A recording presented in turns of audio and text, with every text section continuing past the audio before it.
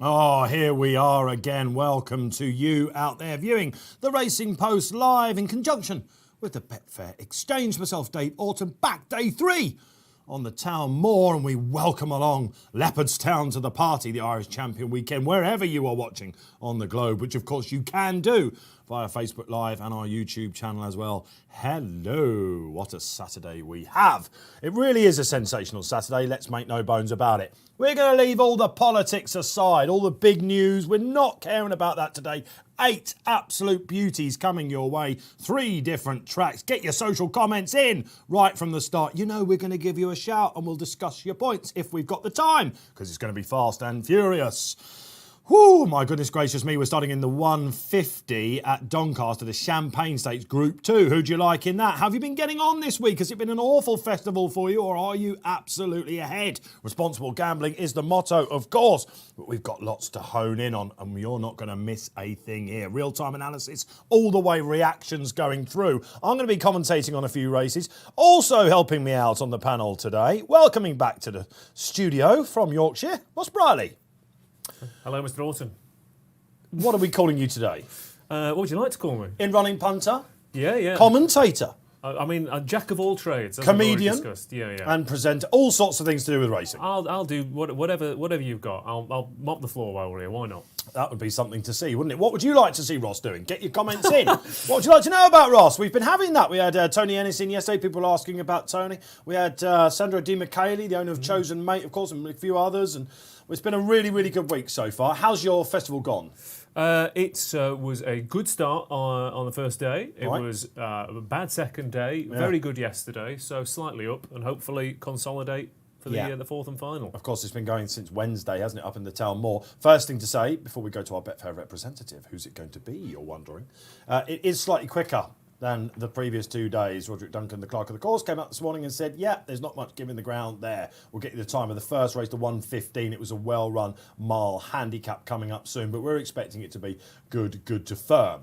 Quickening up the pace then. Let's go to Neil Hubbard, back from Betfair. Thank you, Neil. We have Betfair Barry Orr, the big hitter, was joining us from Dublin. You're down in the studio again, Neil. Good to have you. Yeah, good to be back here today and tomorrow, and two fantastic days racing.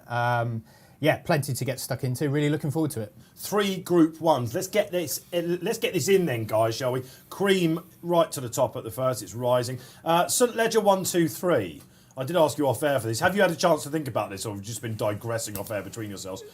That's a fair. St Ledger 1, 2, 3. Come on, Ross Brierley. Hookham to win. Yeah. Hookham to win. I reckon Galileo Chrome's booked for run on. He's everyone's place horse, isn't he? Absolutely.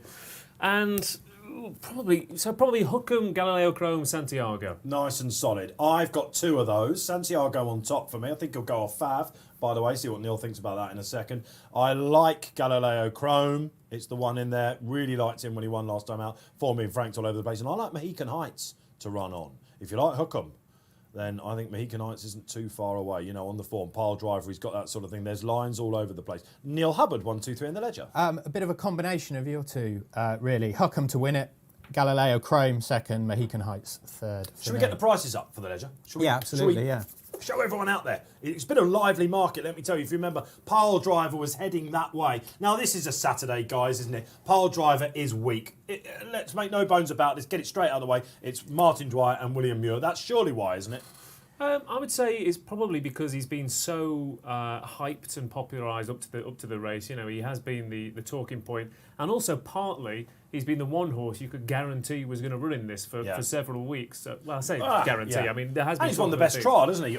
You know, he's won the Voltigeur in fantastic style. And I mean, you know, I was reading the Guardian down here because why not?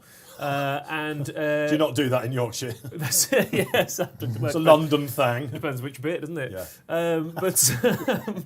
But they were talking about, there's a bit of a people's horse about Pile Driver. Well, he's the story, isn't he? I guess. Yeah, he's underrated trainer and jockey to an extent, cheap purchase. So he's been the headline for a few weeks. So I think it's the market resetting itself against the form horses now.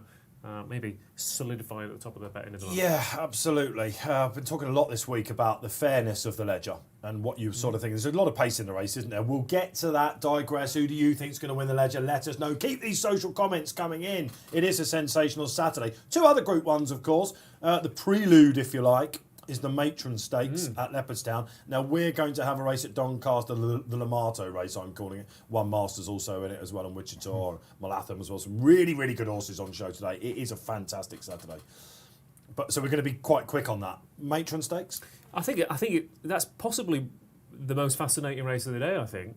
Just because it looks wide open for a fillies Group 1. I was going through speed figures this morning, and there's a lot of horses on top of each other, apart from Fancy Blue and Peaceful. Obviously, that 1,000 guineas form stands out. But there's some fascinating contenders. We were talking about So Wonderful just off air about, it looked a completely different horse with blinkers on. Yes. And Wayne Lorden on board So Wonderful. He's ridden the Matron Stakes 4 times in the past 10 years. 8 times, in the past 10 years. First past the post, 4 of those times. Did he ride Hydrangea then? He was outside of Hydrangea, wasn't he? Like 20 to 1 shots. Yeah, Turned out to be the best horse in the race. But he was, he was on, he was on Hydrangea, and he was on Duntle and Iridessa, and he's ridden some nice, nice horses. So he's got a fantastic strike rate. It's a proper race, isn't it? Yeah, but the horse I'm really interested in is Know It All, who was third to all the horses in a Group 1 last time out over in France behind Watch Me. And Big the way filly. that horse quickened up at this track on its previous start, she switched out and had gone. So I think she's a fascinating contender. So I think it's a wide open race. Neil, Matron winner? I think the most likely winner is probably Peaceful Can we get of the two. Can we get the prices up on screen, guys, for that? Yeah, Is that possible? Let's have a little look. Fancy People Blue out is your favourite at not around quite yet. Okay. 3.15. Peaceful next at 4.4. But in Here we terms are. of like what Ross is saying there, in terms of So Wonderful, who ran in that Guineas as well, I sort of agree with Ross in terms of its wide open flavour. I actually quite like we can make a case for New York Girl down the bottom, who was 4th in that 1,000 Guineas on her seasonal debut. Was so well. I guess she must be doing showing plenty at home, because she was then supplemented for the Irish Derby off the back of that. She didn't run a very good race there, and again, she hasn't shown much at that 1.5-mile trip, but she's back down to a mile again now. And at 30s, it's just another one that you can throw into the mix that it wouldn't surprise you if she ran into a place. Oh, I think Peaceful's one of the naps of the day. I think the outside stall is actually a lot better than the inside stall. She's 11 of 11. She made her debut at Leopardstown. It was a massive eye-catching run, do you remember? And then she went into Winter Course with that win next to her name, and then she went to Newmarket, didn't she? That form's not so great. But I tell you what, back to her mark, and watch back the French Oaks, if you can do out there. It was massively eye-catching. She didn't have the draw of Fancy Blue. So it's 1-1 Fancy Blue. Shamey back on Peaceful. Ryan Moore, he sort of had to ride Fancy Blue, I think, didn't he? And Donica O'Brien's flagship horse this year. Well, I think it's really interesting because there's loads of different angles and things that are mixing up in that race. For example, I was looking, all the 3-year-olds who've won the Matron Stakes have at some point before coming here faced older horses, whereas Peaceful so far has only faced her age group. Yeah. Things like this race often goes to a horse who's experienced Leopardstown. It's a tricky track to navigate if you've not been there before. It's very different to Yes, it is. to a lot of other tracks where you've been running Group 1. So we've got Chester on the show today. We've got Chester as well. Great relevance for Chester. Like Chester, if you're on the inside, which is what you want to be sort of turning in, isn't it horrible when you don't get out? And it can be exactly the same at Leopardstown as well. Well, I mean, at least Chester, you get the cutaway, don't you, to potentially. I love Chester. Do you? It's one of those love-hate tracks. I'm a love Chester. Absolutely love it. I know some punters are like, oh no, Chester's on today. I'm going to get sucked in. No, I'm a big fan of it. Yeah, I mean, I wasn't when we from an in-running perspective. Yeah, I think it's great because again, I love turning tracks. I love in running on a bend because. Horses making mistakes, getting in bad positions, racing keenly. Basically, everything is exaggerated. So one thing I'd like to do today, Ross, and I'm sure that our viewers out there would love this as well. I'm going to try and identify from you a few key horses that you might have a radar on for in-running purposes. Yeah, I mean, I won't be no in running today because of the delay. Yeah, right, okay. Because of the channel. Of course. But I'll certainly be watching. You can tell me what I would be doing. Yeah. No, that's exactly what we want to know, the technicalities of it. We always say here on the Racing Post Live with the Betfair Exchange, if you don't know what you're doing, you will do by the end of the show. We haven't talked about the Irish Champion Stakes, which will be our final race. We'll be building up big time to that. Why? Today I thought the front page of the Racing Post was great. we've got the oldest classic, the most famous jockey in the world, and the best horse in the world, all in one afternoon. Unbelievable. 8 scissors and 3 Group 1s. We will build up to Gayeth. Does he win? Does he get... Is this the one to run too many? What do you reckon? Does he go for the rest of the season unbeaten? Is he the best turf horse in the world? £4 clear, according to the global rankings. Lee Motter said in the paper today, lovely piece. Don't miss that in your members section. Neil Hubbard, shall we have a look at the first race? It is the Champagne Stakes, won by some top notchers over the year. Interesting little race. It is a very interesting little race. The market dominated by the big two, really, Albashir and Chindit, who are close to being joint favourites here. So they're both around the 2.72, 2.74 mark here, which is around 7-4 in fractional terms. The two of them quite a way clear of the next best Devious Company at 9, State of the Rest 12s, and its 20s bar. Yeah, the big two, really. They've been dominating the market, haven't they? And I was slightly surprised that Chindit was on the drift slightly. There is protocol on this show, would you believe it?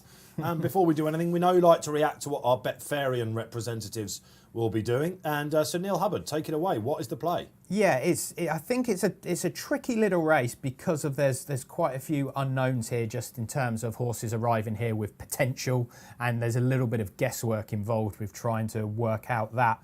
But Chindit sets a pretty useful standard here. I know that in his maiden he beat the same horse that Albashir did, and Albashir did it more emphatically. But yes, he did. Chindit's come out, won a decent listed race at Ascot. The form of that is working out fine. In fact, probably better than fine, actually. Yeah, damning with faint praise. Yeah, that is absolutely. And I thought he'd probably be favourite here. I think he should be favourite. I'm quite happy just to back him in the win market. Now, it's not a race necessarily that I want to be going overboard on, because I do think Albashir is the complete unknown here in here, really. But are they going to flip flop here, do you think? No, I think Chindit's, well, I don't know. They're going back and forth, really. But Chindit 2.8, which is 9-5. So I'm quite happy just to place a simple back bet on him. So 2.8, add that to your bet slip, and we'll have £25 win at 2.8 on Chindit here. Just a little small bet just to get the afternoon up and running, really. And we've agreed to go for ROR as our charity. Yeah, we should have said that. Yeah, retraining of racehorses. I think they're sponsoring a race up at Chester, so that perfectly aligns for us. So marvellous. Yeah, definitely. Okay, so we are doing lots of things for charity here as well. It's been a good year for that so far. Let's hope we keep that along the lines. Okay, so we're around about 6 minutes away from our first race here on RP Live, the Champagne Stakes. You have a little talk with Ross Brierley now about what he likes. Who's pacing the race, for example? What, are you expecting him to lead all the way? Is one of the market leaders, or an out-the-box angle? Well, I mean, in theory, this looks like it should be a nice shape to the race, because you've got Broxy, who basically only knows one way to run so far. I mean, bearing in mind this is a horse is a 2-year-old, but he's raced 5 times. So we know solidly what his tactics are. Made all twice at Musselburgh, was right in the van at York. And to be fair to the horse, kept going really nicely. However, you don't want to be at the spear, the tip of the spear at Doncaster, really, if you can help it. In the van and tip of the spear. Tip of the spear. It's good to have you back, man. If I'm honest, I'm making them up now. Well, should we get to your best bet of the day then? Because talking about making it up, you're having a... what did you describe your nap as to me when you walked into the studio? Oh, a scabby double. I mean, that just sounds like a loser already, doesn't it, Neil? Yeah, I mean, It doesn't sound very inviting. It doesn't. No. It's one of those ones where it's just like It sounds a bit Brierley, though. Let's explain this. Reeks of Brierley. Whiff of Brierley in the air, more than. Finally, I've got a reputation. It's not a good one. Fair enough. So what is the front-running double that you really like? This is at Chester, so the two races at Chester, Hereby and Lawn Ranger, both. I like it. Hereby. Solo front runners. Yeah. So hopefully also good back to lay options as well, potentially. So that's get them in early. Yeah. So that's because, like I said, because Chester on the speed, great. Doncaster on the speed, absolutely not. Yeah, they've not been getting home at the front of those. No. I mean, to be fair, you go back. I think the only horse who has is the first winner of the entire week. Sprite. Well, that was one of them. Yeah. Oh yeah. Okay. Sorry. Who was the first winner of the entire week? It was a James Tate horse. James Tate horse out of the that one ruler race, that really good race that people have been following this week. But so in theory, there should be pace here. Broxy, St Lawrence is also likely to be on the speed. Winner. I back 2. I think Chindit should absolutely be favourite. Yes. I think this horse. I mean, like you said, the Ascot form is fantastic. The next 3 home have all run to over 100 next time out. So Coe obviously was a really impressive winner at Salisbury in a rock-solid race, beating Fancy Man, who's come out and franked the form. Naval Crown's absolutely bomb-proof as well. Obviously, St. Lawrence was behind and has gone in and won a listed race. So it's fantastic form. Perfect run style as well. Switched off out the back. Pat Dobson, has executed his perfection twice. So I think Chindit should be favourite. He is favourite now. Sorry, just to jump in there. Yeah, so he is favourite just ahead of Flip-floppers. now. So, yeah. It is a massive day, guys, isn't it, for Owen Burrows and Jim Crowley, both searching for their first classics. Huckham in the St Ledger, loads of love out there. Keith Melrose said it should be favourite. He's going all in on Huckham in the Ledger. A lot of love in the panel for Huckham as well. I haven't included him in my 3, actually. But we could have a boost, couldn't we, in our first race at Chester for that form. So expect the market to come in. Oh, my God, we've got so much to give you and so much going on. Collateral form lines everywhere. I was going to say, I've had the other one in here that really interests me is State of Rest. Yeah, he's got the best speed figure, right? He's got some very good figures, and you don't want to make too many excuses for horses, but you get to the point where none of his last 3 races have really gone to plan for him. He was, a bit too far off the pace behind Abeko, and he ran on. Military Style, that Group 3, they finished in a bit of a bunch, and it looked average form, but plenty of winners have come out of it. Yeah. And you watched that Nace race back last time out. Measure of Magic is the perfect example for that. Everything down the middle at Nace was having a nightmare. State of Rest was drawn single figures, had to be dropped out, switched off, and came rattling home down this near side. You're bamboozling me a bit because I just had this race with Chindit. I think State of Rest is a 3-place market. Oh, so I think that's a fascinating. Let's get a social comment in. The first of the day coming out. Ring the bell. Who's got in there first? Let's have a look. It is Mark Smith. Well done to you, Mark. Happy days to have you on this Saturday. Just a small bet on Devious Company to put his experience to good use in the champagne. He's one of those. Oh, devious, isn't he? He's becoming a benchmark 2-year-old, as I call them. They're just struggling to get their head in front, but you can always get a handle on what sort of strength of the form is. It was disappointing last time in Ireland. Put a line through that, or are you expecting this to be one run too many for the year, or has Mark got some... Well, he was another one who was in the wrong place. He was stuck down the middle, and he'd run... Forgive, then. It was 4 days after York. They've obviously got him over. I mean... he's obviously just a 2-year-old, isn't he, at the moment? Because when they campaign like this all the time, But you start to worry. He's getting quirkier and quirkier. I'm starting to worry that he's basically had enough. He has form behind all the right horses. He's been second behind Master of the Seas, behind Battleground. Battleground runs tomorrow, and then sizzling National Stakes. All right, so they're just around about the stalls are... we can see an advert on our little monitor that we've got in here. So I'm imagining we're slightly behind, guys, aren't we? So that's not helping us actually, but just a couple of minutes. So come up the middle, you think, guys? And I think Chindit will probably just sit off Broxy, and he's going to take a lot of beating for me in the members section today. If you're reading quotes in the paper, Richard Hannon holds him in the highest regard. Richard Hannon won this, of course, last year with Threat. Hannon Senior won it with Toronado. They're absolute top-notch. A trumpet major. Actually, a bit of money for State of Rest here is into 8-1. So he was about 12-1 when we started talking about this. So yeah, State of Rest, a bit of money for him. But obviously, a big afternoon for Joseph O'Brien as well, who has massive this and Galileo Chrome. Yeah. What's the 3 place for State of Rest? Yeah, so 3 places State of Rest we are looking at 2.12. So 11 to 10 to finish in the first 3. Well, up in trip as well. Obviously that sales race guys, you said about, but that was 6 furlongs as well, wasn't it? So yes. Steps back up in trip here But as finished well. very strongly over 7 at Leopardstown. There is another Hamdan horse in here, guys, isn't there? Yeah. So, Al Bashir, course and distance winner like Chindit. Quite rare in the Champagne Stakes. You've got a couple of course and distance winners at the top of the market. Do you think that Mubjar, the Hills horse, I'm sure he's running on his own merits, but wouldn't be the biggest surprise, would it, if Al Bashir was just tacky on? I think Mujbar, I've got it, both speed figures are bottom for both runs, so I thought it was maybe a bit flattered. Yeah, was it the soft ground then, I think, just accentuated stuff at Newmarket a little bit? Because there was a gap then, because I know he won by 7 lengths, but there was, I think, 5 or 6 back to the third as well, wasn't there? To be fair to him, he was very keen, and I was surprised by how well he finished. Yeah. Okay, they're in. Okay, I'm going to take the first commentary then of the Champagne Stakes, Group 2. Good luck wherever you're going, and off and running they do go. Al Bashir not the best away. Chindit not the best away, interestingly either, as expected. Called by Ross Brierley. Broxy up there as well. And guess what? The Hamdan second string, that is Mubid. He's also up there as well. Mujbar. But actually, Al Bashir not checking onto him at the moment. He's going to have to come from last to first. So Broxy's just about up there. They're going a fair old pace here, Ross Brierley.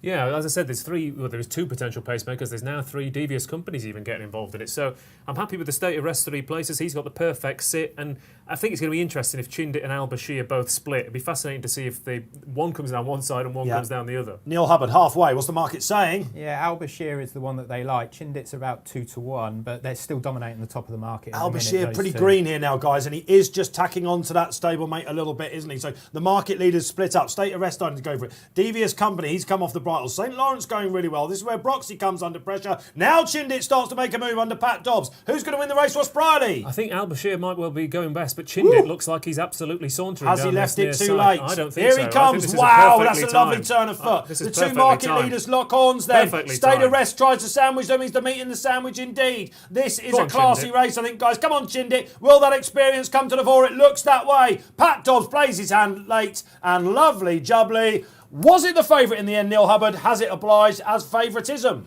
Yeah, just about. I mean, it was very close at the off, but the Betfair starting price actually of Chindit was bigger than 2-1. It was 3.2, and Al Bashir actually 2.7. So now Al Bashir went off as a stronger favourite on the exchange and actually hit a low of 1.66. What a lovely start that was to the programme, guys. And State of Rest, good shout in the place market, 3 places.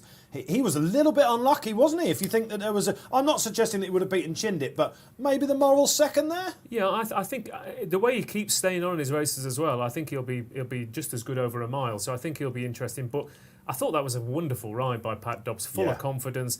The really interesting thing for me, he let Jim go and he thought, don't worry about it. I know this horse is going to get home. He's got home over a stiff finish at Ascot. He was always going to get home here. He's not got the size of the 2 behind him either. Al Bashir, definitely the bigger of the 2 of them. And they've got pulled miles clear as well. They've got Etonian, haven't they? The Hannon Yard. This chap will now be quoted for guineas. He's unbeaten, 3 from 3. And of course, I mean, on the Phillies side, they've got Happy Romance as well. It's a fantastic year for their juveniles. Another one for the Hannon team. Love the Hannon team. You can set your clock by them, can't they? And now they've taken out the last 2 with Threat as well. Threat didn't quite go on. Where are we going to go from here then, guys? Dewhurst?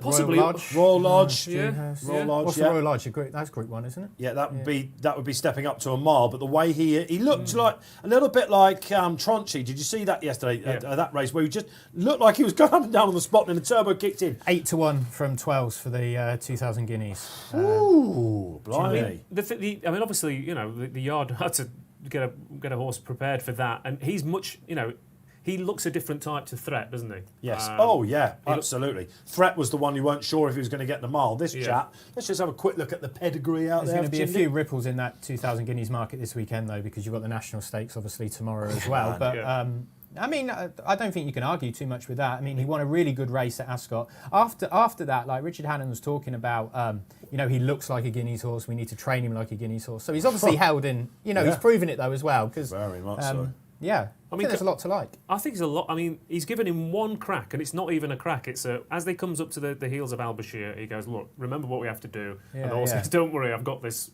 well under control." Ridden with a whole lot of confidence, and as you said, the mile, and you just don't want to be. You want to be challenging as late as possible at Doncaster, and this horse has ridden. He's basically done 3 identical performances, 2 here and 1 at Ascot. It was, and the form looks strong. Like I said, State of Rest is a really good yardstick. Yeah. And they've come miles clear of the remainder. I think there probably is a stewards, Neil, because the market's just come back on, hasn't it? But probably to do with State of Rest, I would imagine. Well, actually, it looks like it's gone suspended again. But they came very close together, didn't they? Al Bashir, a word for him, looks more of the 3-year-old in the pack, really. And yeah, I was just about to say, I don't think we should sleep on him necessarily, because he's come here after winning just a novice, so in effect like a maiden race, really. He's come here and he's run second in a Group 2, pushing what we already are saying is a really good yardstick, really close.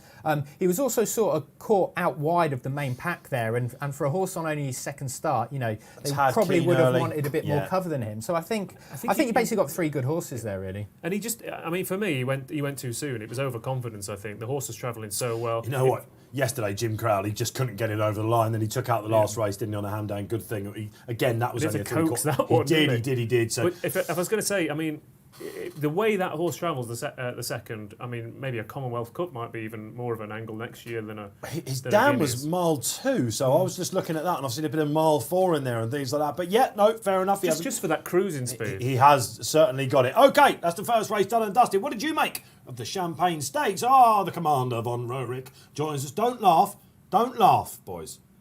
Marie's Diamond and Beggy to hit the frame with Dawn Patrol in an each-way double. 2 big prices for the Commander. Is it that sort of day? Just enjoy the sport and try and knock it out of the park, Commander. We'll get the boys' line on that as well. Tyson Fury is very unexposed and could be something in today's ledger, says Jeff21. Thanks, Jeff. Good to have you both on the show. He's punching above his weight, isn't he? Very good. Flat out, aren't we already? Right, okay, let's have a look. Off, what have we got? Oh, okay, that was it. All right, we're going to move on. Keep them coming in, though. That's fantastic. A line on Tyson Fury, the rag. He has had a winner at the meeting. Bernardo O'Reilly, of course, the Spencer Yard for the Rebel Racing lot. Great crew they are. I mean, it might run on to mid-division and run a nice race. I think for them it's windmills and tilting. Absolutely, yeah. Yeah, well named. It's a really strong renewal, isn't it? Let's hope that Tyson sees this, of course, and you know what I mean. Yeah. We might get up some sort of association. I'm not sure he'd get in the studio, but I mean, if I can get in, maybe. But I'm not sure he would actually get in. I don't know. Yeah, and we've all, I'm not entirely sure he's quite open to a controversial statement or two. So true. Not unlike yourself. Oh, I see. Right, okay. And what about Dawn Patrol in the biggie? Again, I mean, got form with, he was expected to beat Galileo Chrome, wasn't he? Not Galileo Chrome, Pista, sorry, who went and took out the Park Hill. Personally, I thought he got outstayed, so it looks like a pace. Third in the Irish Derby, so the class is there. So I guess if you like Santiago and the second and third strings in the ledger, they can do it, of course, for the O'Brien. So. But I mean, it looks like the Mactoum second string there. It looks all over like it's going to be something to give, because Santiago is going to want something to chase. Yeah, I'm very keen on Santiago. I've got to say that. Like I say, I think he'll go off favourite. Let's go to Chester then, shall we? Up to the Rudy, the world's oldest racecourse, world's oldest classic. We've also got the world's oldest racecourse. An absolute lovely little race for us here. Neil Hubbard, the market and the story of it so far. Yeah, Alignac is your favourite, 2.54. Mirando, 3.15. Hereby, 6.4. Universal Order, 8. And Time Voyage is the outsider at 55s. But, pretty tight sort of between the 4 of them. But Alignac is clear favourite. And for supporters of Huckham in the ledger, myself included, you'd want to see Alignac putting up a performance. And Ross, really. Of course, as well, yeah. Well, what I want Alignac to do is run an absolute blinder and get beat a short head by Hereby. Yeah. So that would be pair of them can pull miles clear. Just to Shall we get the Neil Hubbard playing, and then me and you can join forces for once? And, let's do it. Well, we could join forces. Chinned it, I suppose, didn't we? There we go. There's hope for us yet, Ross Brierley. Okay, Neil Hubbard, your play. Yeah, it wasn't a race that I was like particularly enthusiastic about. Getting properly involved here. I did think Alignac is the most likely winner, but I'm a bit surprised by the price of Hereby in here at 6.4. So I know Ross will probably come on and speak about this shape of the race and the likely front runner in here, angle in here. But gets a handy allowance in here as well. And at 6.4, it might just get an easy time of things on the front here. And, I'm hoping so. Yeah, and so it wouldn't be a confident bet as such, because Alignac does... I'm hoping for him to set a decent standard here because I've got an eye on the ledger. But Hereby would be the token sort of win bet. So how's the way to play it on Betfair? How's the way to play this? You're expecting him to go out in front. Do you think he'll contract immediately as a result, or will they be waiting? You know what these Betfarians are like. They like to go for the closers, don't they? Yeah. So I think probably the thing to do in here is to back Hereby at the price which is now at 6.4. So I'm quite happy to do that. So we'll have a £25 win bet in here. Lovely. So that's just your standard win bet, like everybody would place. But because he's likely to get an easy time of things on the front, and maybe something like Alignac or Mirando might run it down late on, we'll look to lay it back in running. So we're going to expect it to trade shorter in running. So we'll do We'll hit the pink button here in a lay. And so, Ross, expertise here. What sort of price would we expect Hereby to hit? Like 2 to 1, 3 to 1? That's realistic, isn't it? Hit 2 to 1 last time behind Spanish Mission. So, I mean, but I would always go, if I think it's going to hit 2 to 1, I always go slightly above. So 305, 3.1, something like that. Yeah, You've got all the chance to react to this out there at the minute. I can absolutely, hopefully, see this playing out. I like it for a win perspective, mainly because there's not a lot between Alinac and Mirando, is there? I'm right in thinking, Neil, that Alinac started pretty short, didn't he, on the sportsbook, and now he's gone right out on the exchange. Actually, Mirando's come in. And Mirando, if you read in the paper today, whoever did the preview for race, excuse me, it might have been Keith, I can't remember, he basically said that the RPRs that Mirando consistently hits are at this time of year. Look, he's a 7-year-old now, but he has one over the course of absolutely. Should we just log in our lay of Hereby here? So we're going to put in a lay at 3.05 for the £25. So what that means is you can sort of see on the screen here that if Hereby goes on to win, we'll still clear £80 profit. If it doesn't go on and win, then we'll be neutral on the race. So we're going to place that bet now. It's obviously going to be unmatched because we're trying to lay something at below the market rate. But we'll just hit keep there. And what that means is when the race goes in play, our bet will be live in the market. And if it hits 3.05, we should get matched. You're a shrewdy, Neil Hubbard. You're a shrewdy, and I'm hoping that I'm going to join you on the shrewdy bandwagon. We both like this horse, don't we? Yeah, I mean, I don't want to just overplay the the solo front runner angle. That's the cherry on the cake for me. If I'm worried about anything, it's that she keeps running against class horses, and she might run into another one here in Alinac. I do think this is a nice horse.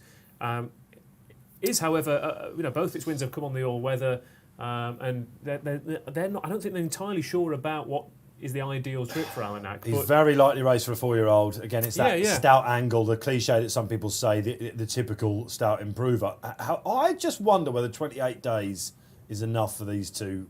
I just think if it was any other track, I wouldn't be with her, but she's 1-1-3, that's how her form figures read here. And that Spanish Mission form, as we saw yesterday on the show, solid. It's absolutely rock solid. Well, and not only that, but also the Manuela de Vega form before that with Cabaletta well beaten and behind. McElwee was in second, that's won a couple of nice races. Paul Hannigan's 1 from 1 on her, he made all over course and distance last year. I mean, he's obviously had good quite nick, isn't he? Won the race before. Well, Sir Michael Stout's got a good record in this, I should say. He won it last year, didn't he? He was sextant, of course. He's had his first win and a place from 2 runners in this race. So Andrew Balding's won it twice in the past decade as well. Goldoni and Giretto in the same colours. I would say again, like Beckett. Autumn fillies, he really does start to wind it up at this Just time think of a year simple first, don't you? It's the easy one to do it. But Yeah. this was, of course, her big day, wasn't it? Yeah. And that incredible race that we saw. Well, and this horse's dam was placed in the ledger. Look here. Yeah, so I thought that potentially she did probably get slightly outstayed last time by 2 classier stayers. Agreed. Salino and, of course, Spanish Mission. They filled the 1-2 in yesterday's Doncaster Cup. And the 4th, Diocletian, was 3rd in the Old Borough Cup. And is a big player for the Cesarewitch, I think. So. Just to switch away from it, by the way, because obviously, given the way we've got some fantastic races at Leopardstown, the first How's the race ground of the day. look? I mean, it looked a bit hard work getting home from here, but the front runner has Clung on. has won from at Leopardstown. Monday has made all the run in to break a maiden tag at the second time, but I won't want to take too much out of it because they didn't seem to Is go that an mad Aidan gallop. horse? Yes. It's an Aidan horse. Jamie Heffernan. Aidan takes out the first at Leopardstown. Breaking news there then for Ross Brierley. Yeah, it looked like a level playing field to me. That's what we want to expect. It was a slow pace, I think, so I'd be interested to see how they go later on. So we're coming close to our first race at Chester. Delighted to have a couple at Chester. Like I say, shall we alternate the commentaries? Is that a good way to play it? Are you happy to take this? Yeah, I mean, you should be. I'm giving you what? What have I given you? Like 5 selections. I'm easy. Yeah, but this is. If anything, I'd prefer to do I'd prefer to do the Portland. I've set myself up for the Portland. You do Chester, I'll do the Portland. You sure? Absolutely. Happy days. All right, okay, fair enough. We've got the Portland Handicap coming up. 5.5 furlongs, specialist sprint distance. Couple of previous winners in the race. We'll get the selections from the guys coming up. 2:25. One of my favourite sprints of the entire year. We've covered them all so far here on RP Live. The Wokingham you're thinking of Stewards as well. Really dramatic races.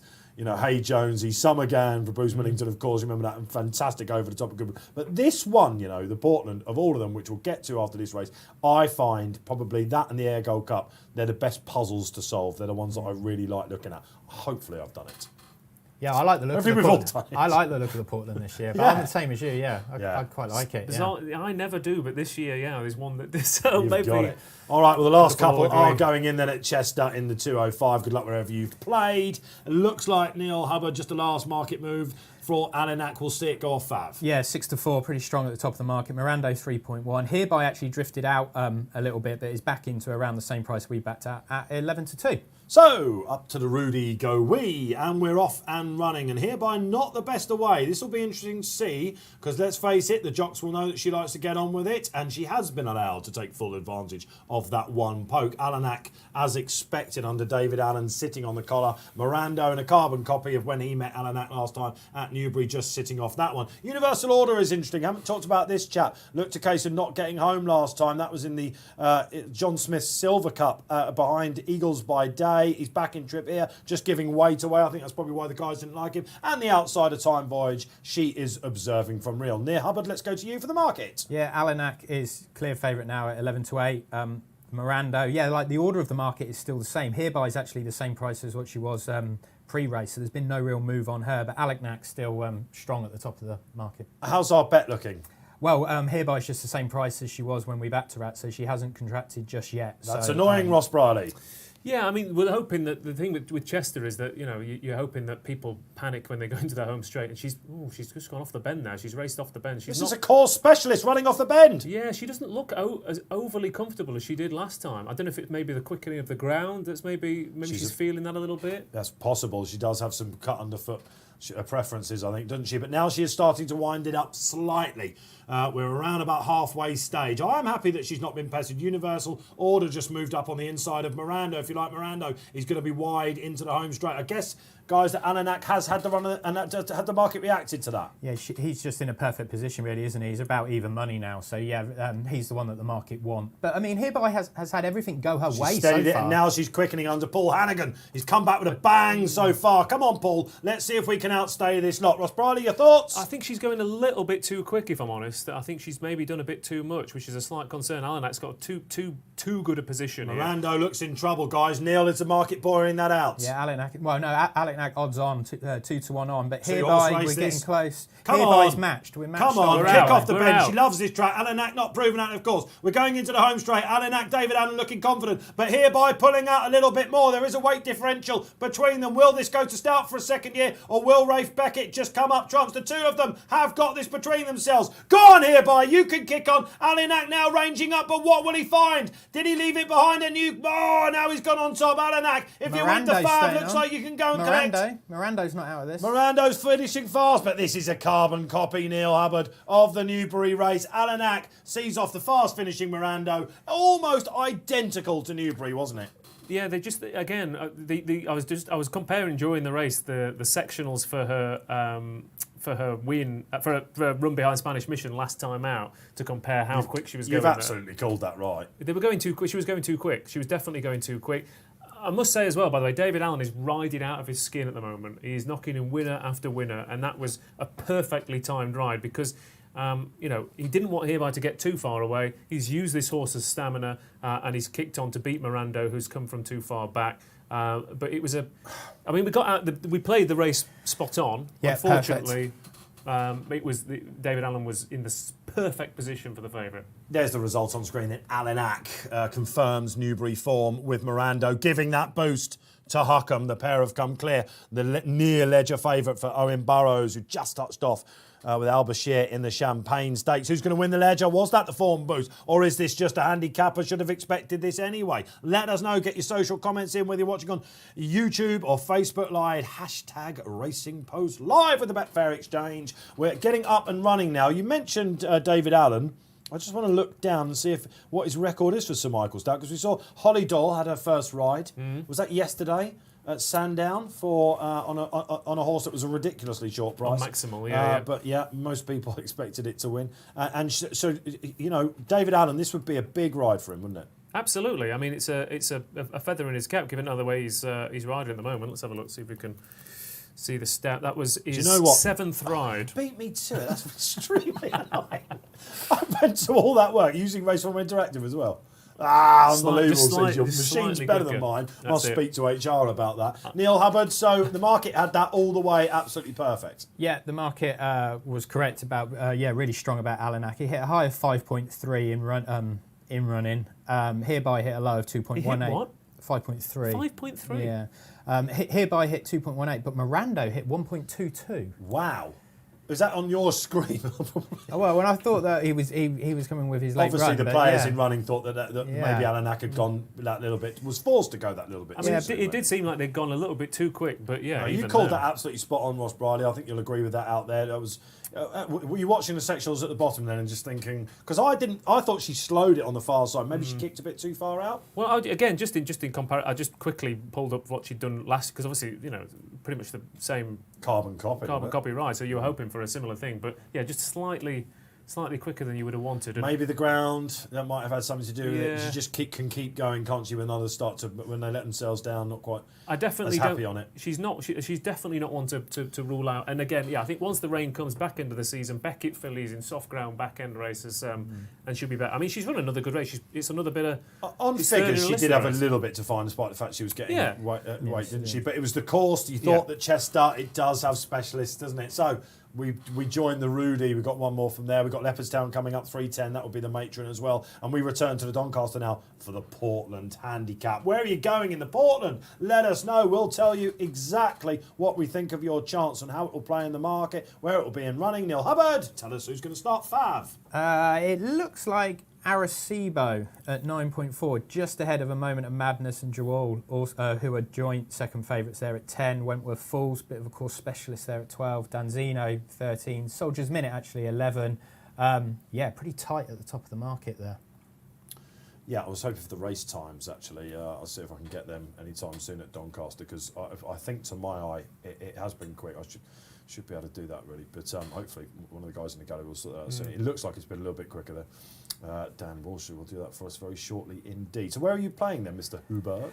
Yeah, I should just say as well, before I forget, that actually we've got an offer on at Doncaster here today. So Get it in. Yeah, absolutely, got to do my bit. So any race at Doncaster today, place a £20 bet on any race and we'll give you another £20 bet. So a bet and get at Donny today to celebrate the leisure. So Not pretty a get and generous bet, offer. a bet and get, yeah. Yeah, Okay, absolutely. fair enough. So, all right. Who's going to win it? I'm actually really, really fancy one in here. Yes, come on. And I really fancy the top one, Danzino, the old warrior. Is this a Ray Dawson factor? A little bit, but The rider. I'm slightly worried now that the ground's drying out a little bit. He could probably want it. Where's he drawn? Remind me where He's drawn 4. But I did think that he was quite... the Johnson horse, Meras, is in 8. So he's not... Yes. So he's not... So let's So if they come down the middle, then he's going to... explain your theory here. So you want to be tracking a front runner, right? Yeah, sort of. So I think there is a bit of pace near him, so it's not like he's completely out on his own. He ran really well at Haydock last week. Staying on to suggest that, a little bit further would have been ideal there. And he didn't have exactly a smooth passage that, on that occasion. He's won off this sort of mark before, so you look at this and think, he's off 103, he can't win off this mark. Well, he's already done it, so he's proved he can do it. The claimer takes off 5, which is really good. His penultimate run, he split Glenn Shiel and Harry's Bar. Yeah, Well, Glenn nothing wrong Shiel's with come that. out and second in the Sprint Cup, and Harry's Bar at Chelmsford, I don't know if you saw that, but that was an amazing performance from him. You can just hang your hat on what he's going to do here, Danzino, and now he is handicapped to win. Well, to give you an idea of the marks needed to win this, actually, the lowest winning mark was spring-loaded in 2017 of 92. So on that basis, you can knock out almost half the field because you want something rated 90 or above. And in 2015, according to the handicap, the best winning performance was Steps for Roger Varian off a mark of 108. So in here, when I was going through it, there are a load of horses in here, predictably, for a race of this nature that you can make a decent case for. So the likes of Arecibo, A Moment of Madness, Wentworth Falls, Danzino, Soldier's Minute, Konchek are all horses that you can definitely make a case for. And maybe the sensible way to do this is probably back 3 or 4 of these to be placed only because of the lottery of these types of races. Well, let's get a little shortlist, shall we? Let's get a shortlist Yeah, of 3 and then we'll loop back and then we'll decide how to play it. But We've got a little bit of time. We've got yeah. 10 minutes for this race. Ross Brierley, is he talking absolute pap, or are you? I mean, your face was screwing up more than it does in an in-running race, man. It's the draw worries me a little bit. I mean, there is pace. The draw is historically awful for Danzino. Yeah, it is. Yeah, it is I was waiting to see whether you were going to back that one back at Neil. Yeah, it is historically a bad draw. However, You don't look very happy with that. You're doing that sort of Hubbard face where you're a bit like... I'm not really bothered. To be honest, I'm not. Honestly, I think you can sometimes... Fair play. In some of these Bothered? races... What? So Not. all of a sudden, like, Moment of Madness, who's in 10, he's only, he's good? You know what I mean? No, I'm. That's absolutely fair enough. Historically, the draw is bad. The one thing to say that Doncaster this week, especially yesterday, they were all hanging over to that far side rail. They were. But in the first race, they came up the middle. And it in was the stand first side race we stuff, just wasn't watched, it? they come up the middle. So what we're saying is, it's a very fair track. The Champagne boys were slowed by 1.71 secs, so we are talking about quicker time. I mean, they went an all right pace there, didn't they? Roxy was responsible for that. It's definitely not good to firm, though. It's definitely not good to firm. It's. I mean, the last few years of the Champagne were understandard. Right. So it's. I think we're looking. It's not. It might have quickened up a little bit. I think it's just. It's good ground. It drains well at Doncaster, but it's not crazy. But it's cushioned as well. It's a new surface. Well, how's that for Danzino as well? I've always had him down as a bit of a... That would be Well, a good bit for of a Danzino, mudlark. right? Well, as a bit of a mudlark. Just That's good ground, yeah. sort of easier, Yeah, maybe when a I bit said more. that, like, I was a bit worried by the drying ground, I just think that if you take good ground, he'd want to be the softer side of it rather than the quicker side of it. But I think generally he's won on good to firm and stuff. He's fine. So really, let's get our shortlist. So we've got Neil for the Danzino for the place. What's Brierley? I had a short list of two.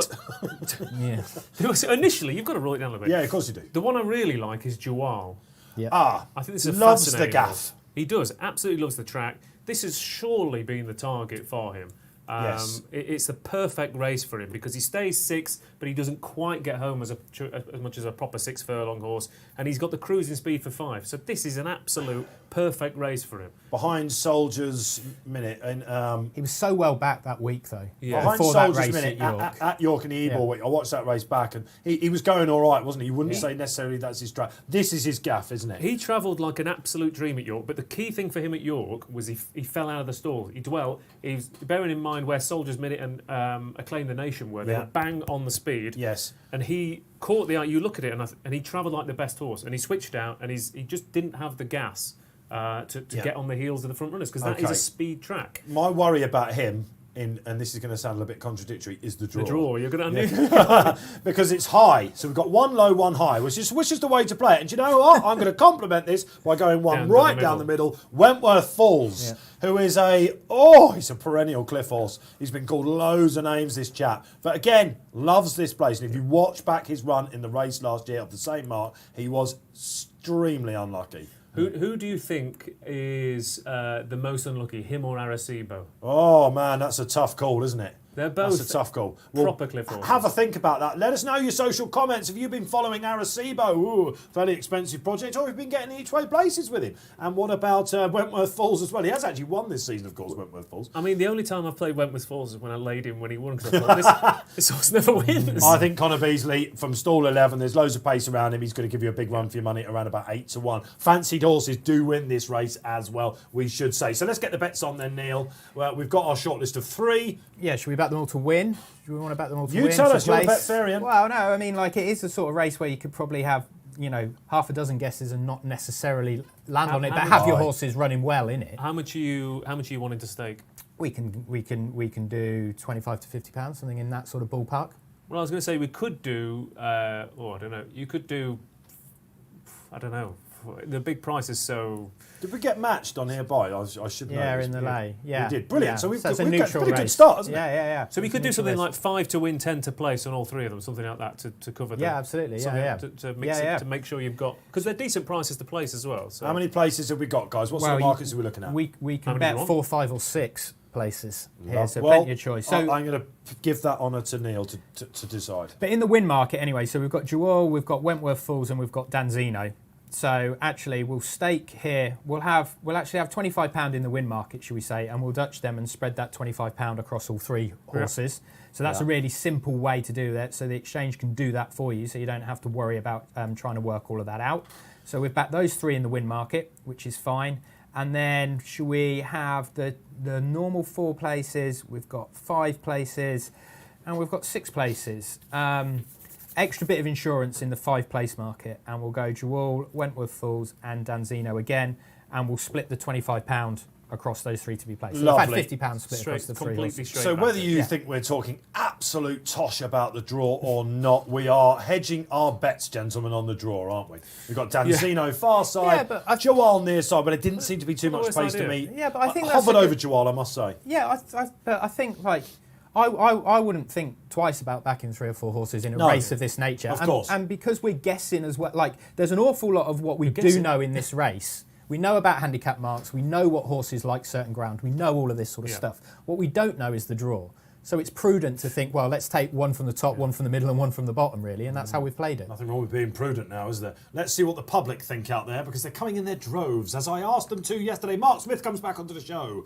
Run this race 10 times, you'd have different winners, I think. Need to be lucky. Well, let's hope that we've given you a little bit more of a coherent argument for backing one in it. Daniel Mann agreeing with Ross Brierley. I have Joel. Was a good winner for me 2 races ago. Travelled like a dream from the back. He's a strong traveller, isn't he? He is. He's a cruiser. He is. He's one of these horses that, over the years, kind of a cast off from bigger yards that the sprinting handicap. Dodsley does so well with. Yeah. And, your Dodsies, your Dean Ivories, those kind of people who are looking around for value horses who Well-bred maybe Shadwells and Judd Montes and running Tropics, over the wrong for example, trip. the mighty Tropics. Yeah. Okay, we've got some more coming in. Let's get them up on the screen. Rock and Roller 80 says thoughts on deputising the 225 at Doncaster, an outrageous price. Let's have a little look at him then. I've got to go all the way down for this. Ross Brierley? Yeah, Michael Wigham, lightly raced. He's another similar, switched from William Haggas to Michael Wigham. He ran a couple of nice races back in spring in some good handicaps on the all-weather. Finished dead last in the Great St Wilfrid. Yes, he did. But I mean, Staxton. Yeah, but Ripon. I mean, Staxton loves Ripon. Some horses, you're running on corrugated iron. Was it his first run there? I think it was. Wasn't it? Yeah, okay. and I think it'll be its last. All right, so deputised, not actually that muggy and right down the middle as well, but there's loads of pace. Connor's Aviation Videos, good to have you back. Orvar and Wentworth Falls, another tick for Wentworth Falls. Orvar. He's definitely running this race before Orvar. He's one of those horses that the market tends to really come from. Paul Midgley, one of the best sprint trainers in my time of being in racing. Absolutely superb. Love these colours as well. Love Orvar, basically. Could not put you off backing him. In 20, and he just needs that little bit of luck, but Pat Dobbs on a quick double. Yeah, owned by Andy Taylor as well, because I used to go in a trading room, a Betfair trading room that he ran in Leeds back when I first got into this. So he buys individual you. No, well, listen, because there used to be quite a lot of to go into a trading room, have a high-speed internet connection. Now everyone's got them at home, so it doesn't matter. But he specialises in buying. Was it fibre optics then, or was it like the first fibre optics and all that sort of stuff, or were they like? Is this way before drones? I'm imagining. Yeah, but exactly. It was before people started being clever about these things. Yeah, too clever. Could you smoke in there? It was just like a wall of smoke. You're just like, I can't see my screen, man. It wasn't. I don't know what picture you've got. It was 5. I've got a picture. It was 5 blokes on computers. It was just not 5 of you. Just 5 of us. Did you have to be quiet? Or was it? I was quiet. Could you do a Dave Orton? I mean, some people did, and I wish they hadn't at the time. Just because I'm trying to concentrate on the race. And he owned this. Okay, I didn't know that. Yeah, he owns a lot. He owns a lot of the sprinters with Paul Midgley. Manshood is a really. There's loads of them. Yeah, international debut, Line of Reason. Line of Reason. Yeah. Some really nice horses. I mean, love it. There's a couple of other things we need to mention. I think here. One is the pace. Just another bottle. Bring him into the equation. Well, he's a pace angle. Kevin and Adam Ryan. He's a pace angle. Meras is a pace angle. Yeah. Yimu's a pace angle. Konchek will probably be up there. Soldier's Minute will be up there. You mentioned Konchek, who comes into this for Sprint Kings. Talking of them, Clive Cox and Adam Kirby in the Golden Hawk colours. Ran so well in the Sprint Cup, didn't they? They've had some winners this week as well. It still won. That's what put me off him. They've changed up the headgear for him, Konchek. And that is enough for me to jump off him. That's what I'm saying. He's one of those. Miras is the other one that people have jumped off now, haven't they? Maybe. God, how many times do you want to run him, Jono? Braveheart is just running him all the time, isn't he? 3-year-olds don't have the best record in this, but one has won in the last 10 years. I think it's asking a lot, isn't it? It's asking a lot to get involved to in that make all in a Portland. Portland. Yeah.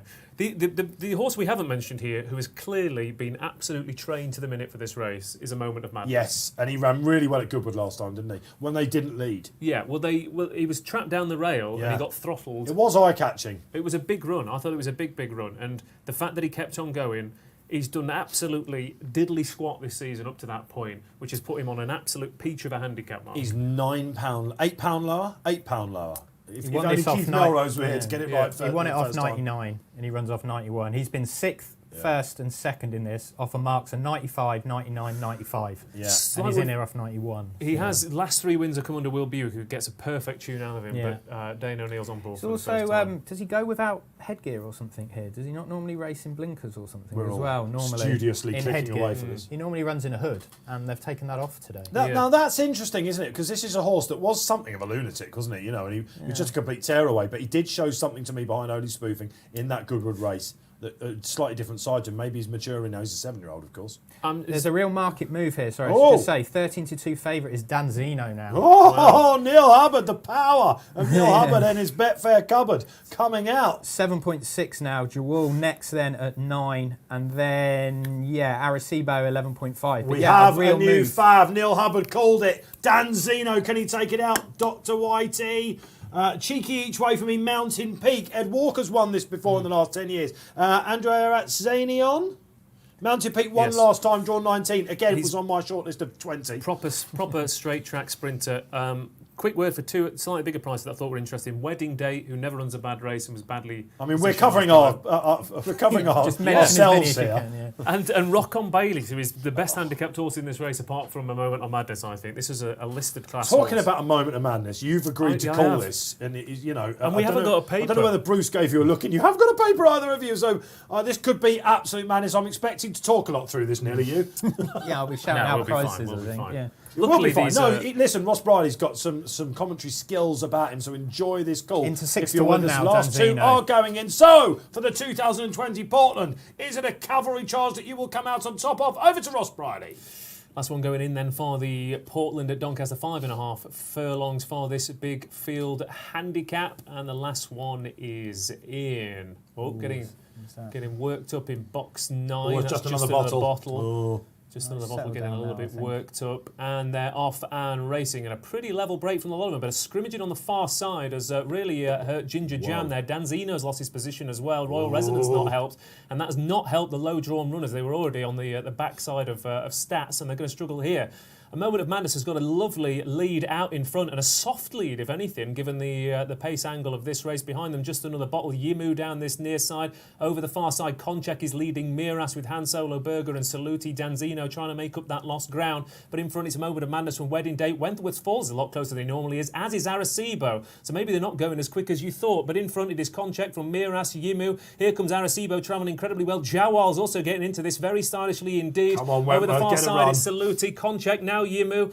Here down the near side. Come on, Wentworth, get a run. The Pink Silk's Come on, mounted. Danzino. Get a run, Danzino Wentworth. in front. Danzino, How many Arecibo rattling chances? home. And Stone of Destiny coming here under hands and heels that down can't the near win, can side. it? Danzino in front. Danzino! Stone of Destiny. Stone of Go on, Destiny down the near Danzino. side. Oh, Danzino Neil, on the far unlucky. side. Stone of Destiny rattling Oh, home under man. Sylvester D'Souza. And Stone of Destiny beats Danzino, Yimu, Arecibo, Mountain Peak and Barbill getting home late. Well, I have to say, that was some call, that, wasn't it? very I mean, I was a impressive.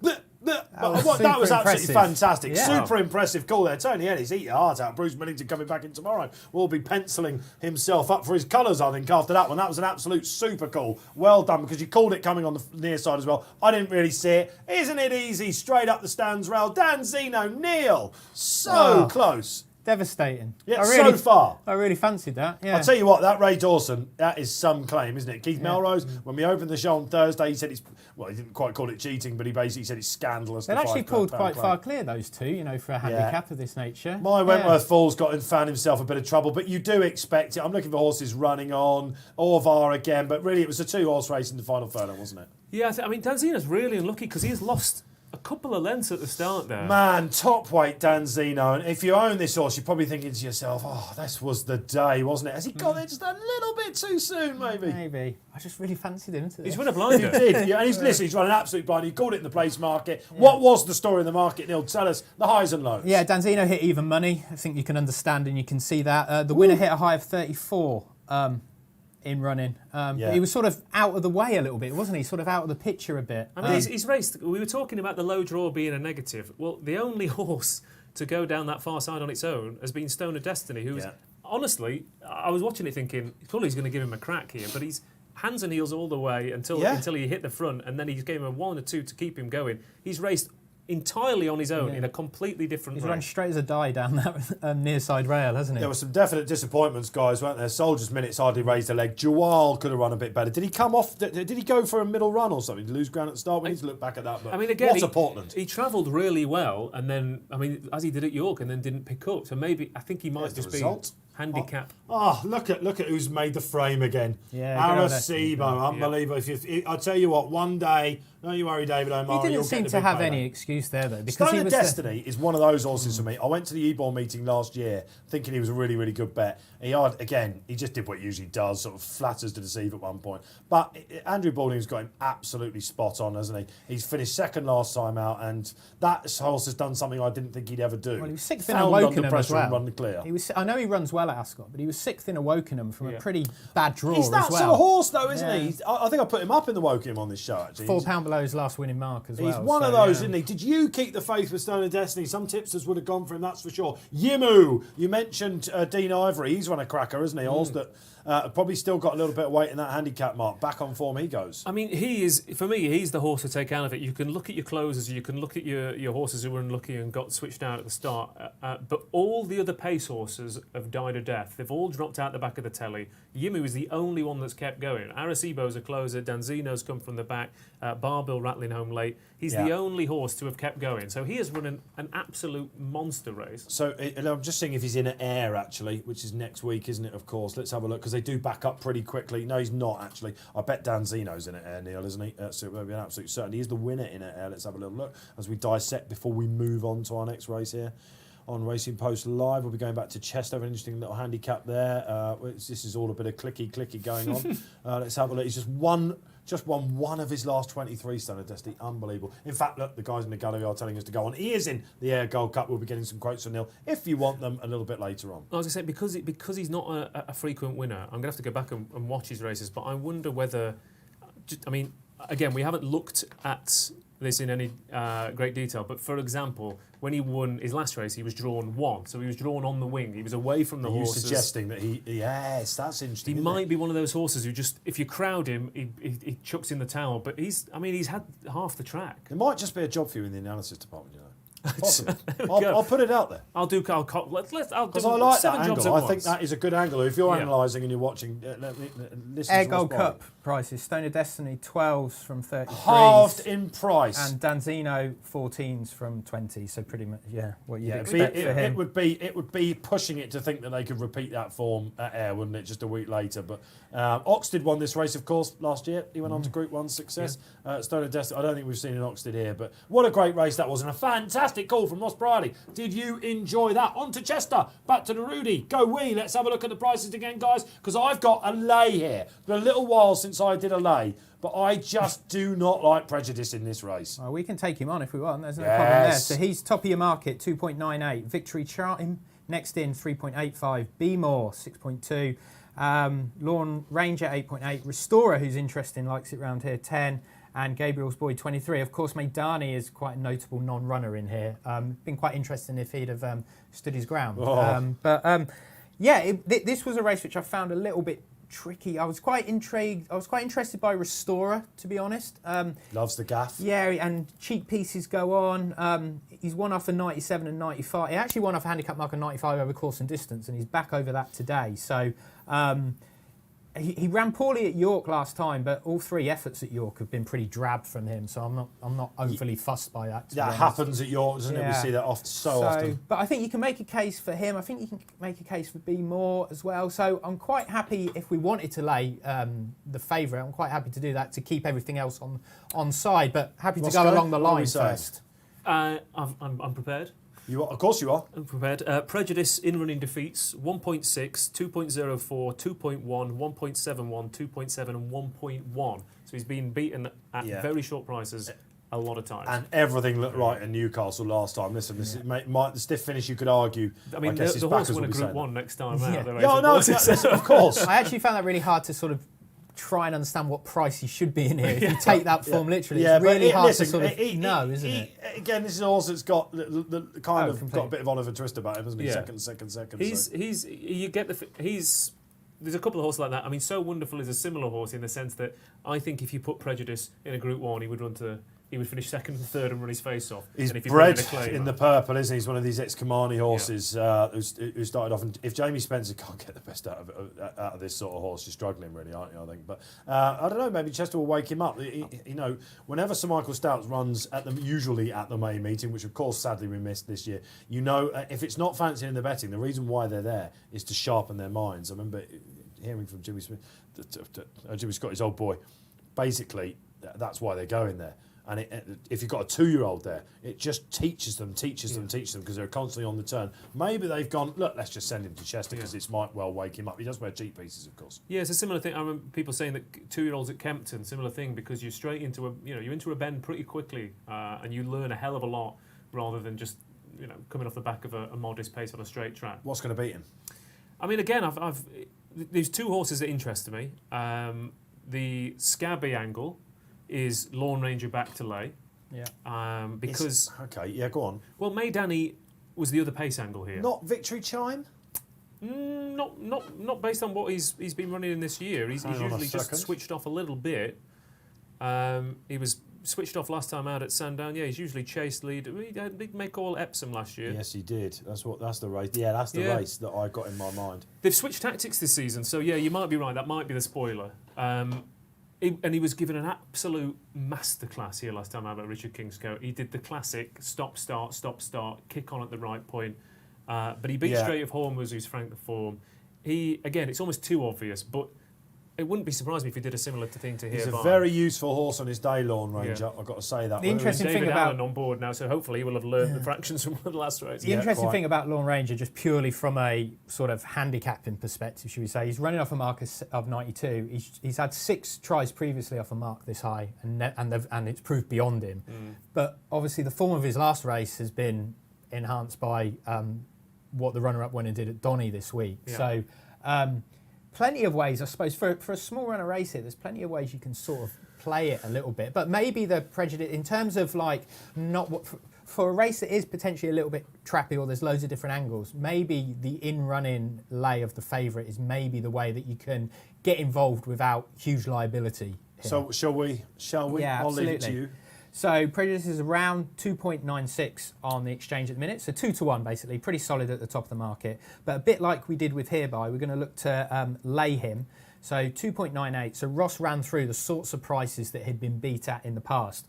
So potentially... It's grim hearing, isn't it? Yeah, so potentially even money is perhaps a decent enough sort of stake in the ground to try and get him beat at. So even money is 2 in decimals. So we'll put in for a lay of 2 and we'll try to take £25 at that. So what that means is if he hits even money and goes on to win, then we'll stand to lose 25 quid.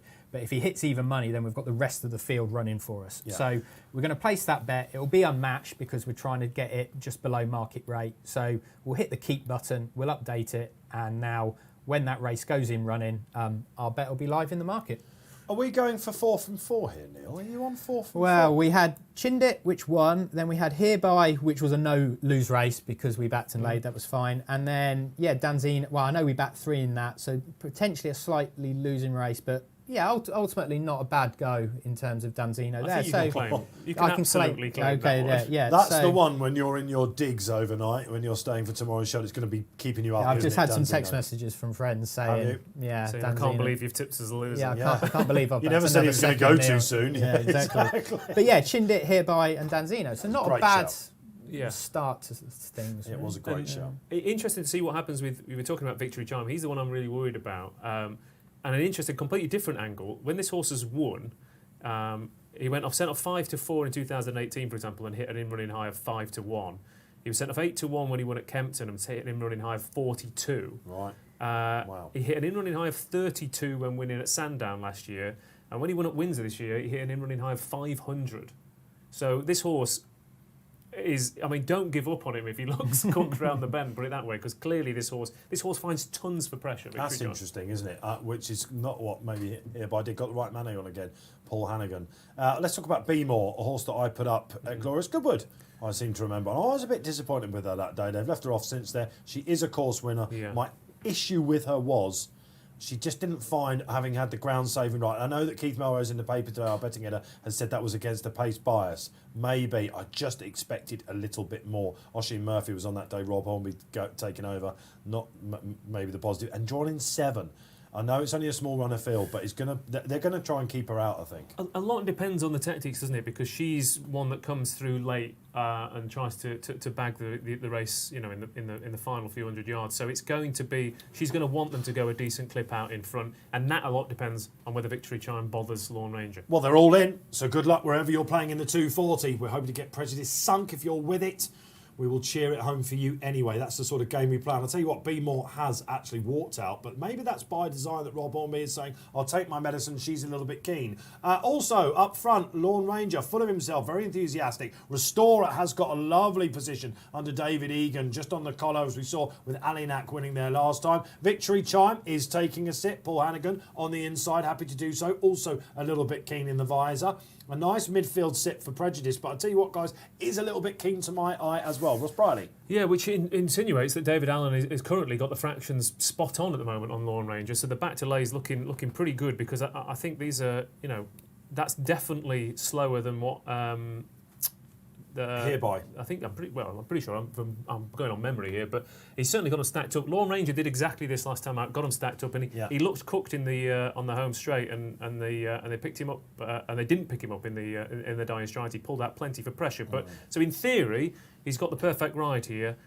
Victory Chime is a bit keen, as you said. Prejudice is a bit keen. B Moore's a bit keen. Gabriel's boy, the outside, has got a lovely inside run under Jimmy Quinn. Ran at the meeting yesterday, it was over further. Ran deplorably. Could he bounce back? They obviously think he left something on the table. So we're getting ready to turn in, guys. Lorne Ranger is ramping this up. Neil Hubbard, what's the market saying with 4 furlongs left to go? Prejudice is still favourite, but B More very close to going joint favourite now. B More is favourite, actually. Here comes B More then. What will Prejudice find? I'm hoping not a lot, because this is my big lay of the day. He doesn't like it up him, let's put it that way. So Lorne Ranger now going in. Restorer's there. Will Victory Chime get out? Paul Hannigan waiting for the cutaway. B More's going to have to find something, guys. Gabriel's Bay is the one that is now beaten. Restorer, the course specialist, absolutely love this place. Just takes the measure there, head to head, him and Lorne Ranger. Prejudice up and down on the spot. Is really going to need to pull it out under Callum Shepherd. Victory Chime looks like the closer, guys. Will he get the run? Prejudice isn't done with quite yet. Have they gone that little bit too hard? They veer over to the stands rail. They're eyeballing each other. Are they going to soften each other? Prejudice isn't out of this, but Restorer's just about going to win the day. Lorne Ranger coming back for some more on the inside. It's really game stuff. Who's got it? Oh! Closest finish of the day. Got a feeling, Ross Brierley, you might just come off second best. No, I think he's definitely. Do you? He's held on. Absolutely held on. You sure? Absolutely. Oh, now I used to work in the greyhound industry, and calling photos is my speciality. I always get them wrong. And I tell you, I think he's been done. I'm good at these. Neil Hubbard, what's the market saying? Who's right? Restorer is favourite on the exchange. I thought he'd held on. But that is flip-flop because Lorne Ranger was the short one in the photo. He's nodded on the right point, hasn't he? I don't know. That's tight, though, that is. I don't know. Restorer 1.04 on the exchange, which is 25 to 1 on. I sort of touched on that a little bit. Honestly, I did start in the greyhound industry, and you get so used to calling photos. And it's a bit of a poison chalice as a punter when you have this, when you can call photos, because you know when you've been beaten in one, and it's quite often actually. He's put his absolute face off, Lorne Ranger. But again, basically the last 2 races at Chester have both been won by almost identical rides. David Egan and Restorer. David Allen has basically had the. Well, listen, Neil, you're on a real roll today. You did make a really, really good case for it. But the lay was sunk. Prejudice, come on, guys. Had the form in the book. Look, Callum Shepherd, he did his best on him, but even Chester wasn't to this horse's liking. What do we do with him now? Result is on screen. A ding-dong battle we've had here on RP Live. It was Restorer and Lorne Ranger dominating all the way. Absolutely fantastic stuff if you went for the grey. Was it the headgear that made the difference, do you think, Neil? Just woke him up that little bit? Yeah, I think he's just exactly the type of horse that people sort of overlook in the market, because you know what you get, a bit like Danzina in a way, because you know what you get from him, and so you try to find a reason, you just sort of accept of what you're going to get from him, so you presume that there's going to be something else in the race that's going to be better than him.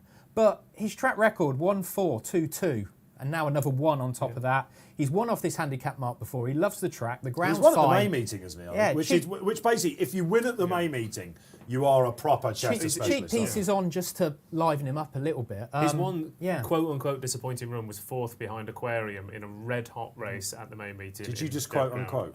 Quote-unquote. You did quote-unquote. Yeah, is that wrong? Is that well, bad? I did it. Do you remember? I did a quote on a... I actually used my fingers, which I think is bad. Are you suggesting that have I stolen your catchphrase? I don't know. Have you intentionally stolen my catchphrase? I try not to go on air and say quote-unquote, but I certainly try not to do the fingers. I think it's horrible, and you like a rabbit, don't you? But you were saying you were doing it earlier. Well, I can't remember what I was saying it about. It was a quote-unquote about a ride. About your Watford players and how they're technically for sale. Oh, yeah, another Watford mention on the screen. Let's not go there. We stumbled over the line last night. Yeah, we've agreed not to talk about football on the show today. Or politics. We won't be doing either. Plenty of that going on racing at the minute. Yeah, OK, so Restorer just takes it out. Where are we going next? That is the question, isn't it? Let's have a little look down. Oh, yes. We are going for a Group 2 at Doncaster. And I say this, it's going to be fast and furious now because the Matron Stakes will be coming thick and fast after that as well. Let's get the prices up on screen. I am all over one here. This is potentially... I know that we've got Grade 1s and and Group 1s, throughout the afternoon, but this is a... you can make a case for this being race of the day. This is a Group 1 race. Yeah. This is a really good race. This is. Yeah, And Wichita is your favourite, 3.85. One Master, next 4.8. Malatham 5, Limato 5.8, and then a big gap then to Breathtaking Look, 17.5, and Bigger the Rest. Right, I am basically all over one here, and I'm going to steal Neil's thunder before we go in. I think Limato will win. As easy as that. You've got 14 minutes to fill, Dave. I've got a social to back that up. Let's have a look what's on the screen. Here we go. G. Beret, 83. I was going to say Gerbert, but G. Beret, 83. Rooting for Limato to take out the Group 2 Park Stakes. Thunder being stolen here. Some 5 years on from when he vaulted up in the race impressively in 2015 as a 3-year-old. Initially, when he looked like he was going to be favourite for this, guys, I was hovering over Wichita. One Master, everyone loves One Master, but she is. I think she got away with the ground in a much lesser race at Goodwood when Tom O'Connell's got out of trouble. She was sensational, wasn't she? Forget her York run. It was just a Safe Voyage. Just got to run on her runs later on over in Ireland. And also, I mean, Safe Voyage is running in a red hot race later on. Safe Voyage is a Group 1 horse, isn't he, as well? So it was not a disgrace. No. But the ground was totally in her favour, and I just think that her form on good to firm. I know I don't know. A lot of people have argued against this. Paul Keeley was in the room, and he said her good to form is absolutely fine. It usually comes at Royal Ascot places like that, but it's again we talk about the foray. How many times we ring the bell for the foray? These 7 furlong horses. We've said on the show before there should be a Group 1 7 furlong race in this country. It's where do you slot it? I guess no politics. I promise you. However, Limato would have just cleaned up in those, wouldn't he? Basically, but I just think everything maps well for him. Marie's Diamond. We had a comment. Was that Commander von Roerich? I think put him up. Said don't laugh. But Marie's Diamond, he could maybe bounce back and lead here. But there is quite a lot of pace here. Ross Brierley, let's go to you before we go to Neil Hubbard's bet. Yeah, and this is the thing, again, we've seen at Doncaster, as we keep saying, that you don't really want to be on the speed. As we saw I know the last race was a particularly unique contest, but there was only Yimu who lasted it out, and the 3 in the Champagne all came from the back as well. Yeah. So it does favour the closers, and there's some really good closers here. So in theory, your Breathtaking Looks, Shine So Bright, and Marie's Diamond are once again a trifecta of incredible pace angles there. So there should be a very strong pace for the closers to aim for. No, Neil Hubbard, take it away. Let's have a look at the market and your bet, please, today. Yeah, so the market, which is 3.8, One Master 4.9, Malatham 5, Limato 5.6. So pretty much as we were. I think, it's quite tentative. It is Limato as my most likely winner, I think. The drying ground's obviously going to be massively in his favour. But I do quite fancy Urban Icon in here. Yeah, he was... Explain that one away. Well, 8th in the Guineas and 4th in the Jersey, I think, last year. So we know he's, totally capable ability-wise. Last run, totally bogged down at Goodwood on heavy ground, so happy to forgive that. Time before that in the Goodwood Mile off top weight in a handicap. Ran an absolute blinder under top weight, travelled really nicely. Yeah, should be coming here perhaps as a winner of that. And before that, he was beaten by Mahatha, by Pogo and by Space Blues in 3 runs this So year. this is an easier spot for him, you think, basically, and you think he's overpriced? It's not. Does he not want juice underground, this horse? I've always had him down as one that likes, sort of a bit more juicy. He's a solid horse, isn't he? Yeah, but I don't think that, we're not talking rattlingly fast ground here, have we? Like Ross spoke about earlier, how there's a nice cushion there and all of that. And so I think Lamato is my idea of the most likely winner. But so what are we playing? Because we've got to talk about the Matron as well. We want to get this in as well because it's Group 1 time coming up here on Racing Post Live. Just a word from myracing.com boys out there and girls. They put up Aracino 4 places. If you've been following those guys, you would have known that. Having a great year. And they're hoping that Champs-Élysées, Johnny Murtaugh's horses, a play-out basically in the upcoming 310, the Matron Stakes. That's the second leg of their double coming up. So each way double there for you, each way prices all. The Portland, by the way, slow by 0.67 seconds. Ooh, now we're quickening up, I think, on the Town Moor. Yeah, but you'd expect a race like that to dip under standard, wouldn't you? Would you? If it was proper quick ground. No, but proper quick ground, now, let's not get you started on this.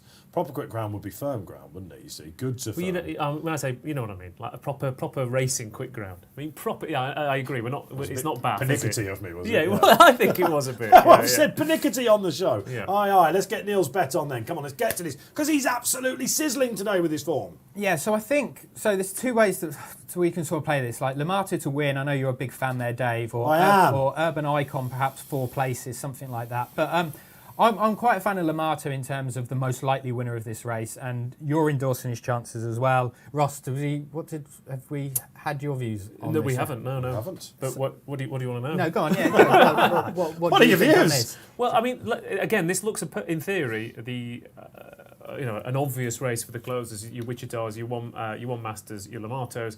But I'm going to go with Molatham. Who beat Wichita was it this horse who beat Wichita in the race? He won the Jersey, Was didn't he? 2-year-old? Yes, he beat last year. Yeah, in a falsely run race. I Yeah. thought that's why Wichita I thought was the best horse to come out of that because I thought Monatham liked it more than Wichita that day. I think that's a fair comment. Yeah, but he has since gone on to proving himself. We won the proper Jersey classy individual. But Yeah. what would Wichita have done in a Jersey? He was at the time running in the Guineas, wasn't he? Yeah. And things like this. Yeah, And to be no fair, good yeah. for him in France last time. Forget that. You've got to be forgiving with him. No, Wichita's had a funny season. To be Frankie on. fair. Wichita. Yeah, rode him in the Guineas as well, didn't he? Did he? Yeah, he rode him in the Guineas, didn't he? Yeah. My one issue with Wichita is that he had the rail when he won at Newmarket when signing off, and it was such a huge bias that day. And I wonder whether, come on, I know this is a spot, and perhaps if you're expecting Wichita to win one time this season, because he's probably, whatever happens after this, you can see him running in Group 1s again later on in QE2s and things like this. Where do you go with all those? But I just thought the prices, I thought Lamato, the way the race is set up, Adam I think that's the thing with because that was one of my reservations about Lamato after his win at Newmarket was that everything went right for him at Newmarket last time. And yes, he proved he can still win at this level, but everything went right. Yet everything's set up to do it exactly the same he's today, a isn't 7-year-old it? now. He drifted remarkably in the betting that day. Can you remember? Adam Kirby gets something fantastic. Henry Canning's also running well. Everything's good about Lamato, isn't it? What do you think out there? Let's get some socials on the screen. What have we got coming up? Steakhead, good to have you back. Malatham, come on, baby, relight my fire. Yeah, like I said, I think he's a really interesting horse. I mean, Deauville last time he travelled really, really good. Really good. Sorry, I've completely forgotten how to speak. He travelled really, really well. But We did just have a comment from a guy called Steakhead, so listen, it really doesn't matter. Absolutely fair enough. It was behind Pinatubo, of course, who I think everyone agrees should have won the other day and is one of the best horses we've seen for a few years. Travelled really strongly, didn't quite pick up. This is an easier race for him. But again, I think this track is absolutely perfect for him. He's shown his best at Doncaster and at Ascot. And they, again, similar styles, similar type of horses excel there. As we saw earlier with Chindit, 3 wins, two at Doncaster, 1 at Ascot. I think it's going to be perfect for Molatham. I think he'll be switched off, and I think he'll come through late. And I think he's not quite done with yet. I think he's the one horse as well who we don't know as much about as the others. So you can definitely still say he's unexposed. Yes, he is. And Roger Varian is near there or thereabouts usually. It has been this week as well. Here we go. Nick Palfrey, good to have you on, Nick. Wichita, place lay. Interesting. Hard to split the other market principles. I think Wichita has become one of those horses, guys, that people are just like, ugh, I've had enough of him. I gave him a chance at the Guineas. I gave him a chance in St James's Palace Stakes. I gave him a chance. He was obviously lame when he ran in the Sussex Stakes. I think he's the sort of horse, sorry, Ross, I think he's the type of horse as well that people get, as you say, sort of a bit like bored of in a way. but forget the fact he is actually really good. Like, We'll he was put second your in the bet on, Guineas. Neil. Let's Yeah. get this done. Let's go for Lamato here. You then, know, they because- get touchy out there if we don't do this, Neil. So Let's come go on. for Lamato. So he's 5.6 at the minute. So we'll have £25 win on Lamato. So simple back bet here at around 9-2 on Lamato. And that bet is on. Are you not using your bonus? I can use I might save it for the ledger. A bet and get. Might A lay- get and bet. might- Is it a might- bet and get, isn't it? Might save it for the ledger. We've got £20, haven't we? So yeah, we can take a punt at something in the ledger The there. gallery are keen for you to use your bonus. That's fine. We can use that. love Heaven forbid we disappoint the boys in the gallery. Absolutely. So, yeah. Well, they could Never lock us in. should. Yeah. Never should, trust me.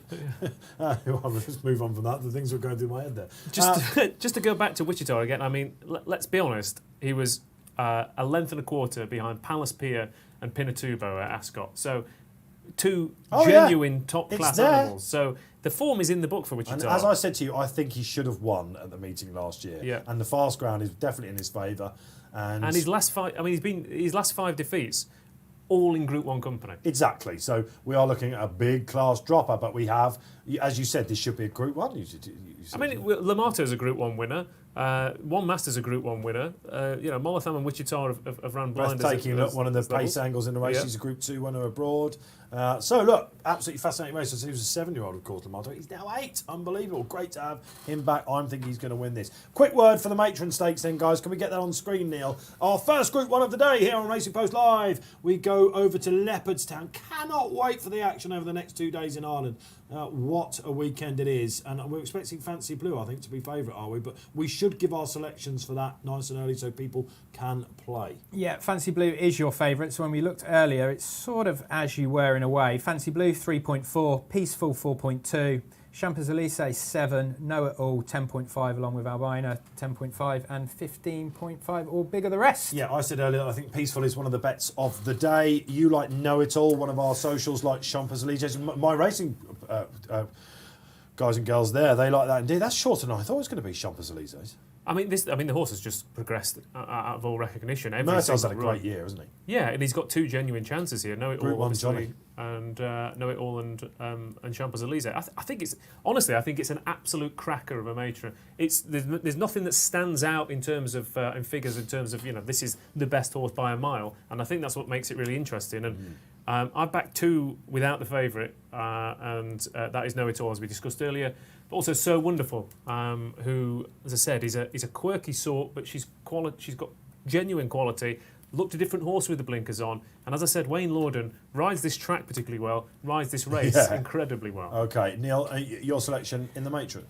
Peaceful is my most likely winner, so I agree with you there, Dave. But I wouldn't be sleeping on. I wouldn't give up on New York Girl at a huge price to run into a place. I think she's really interesting down there. Clearly thought an awful lot of, and she was 4th in a 1,000 guineas. Only sort of caught for a place really late on, and she was buffeted a little bit on the rail when trying to make her run. So she's back down in trip to a mile, back down to that Guineas trip. The fact they paid 50,000 to put her into the Derby suggests they must think a load of her. I just think I think she's forgotten because of her last 2 runs, which have come over trips that in theory should probably suit her.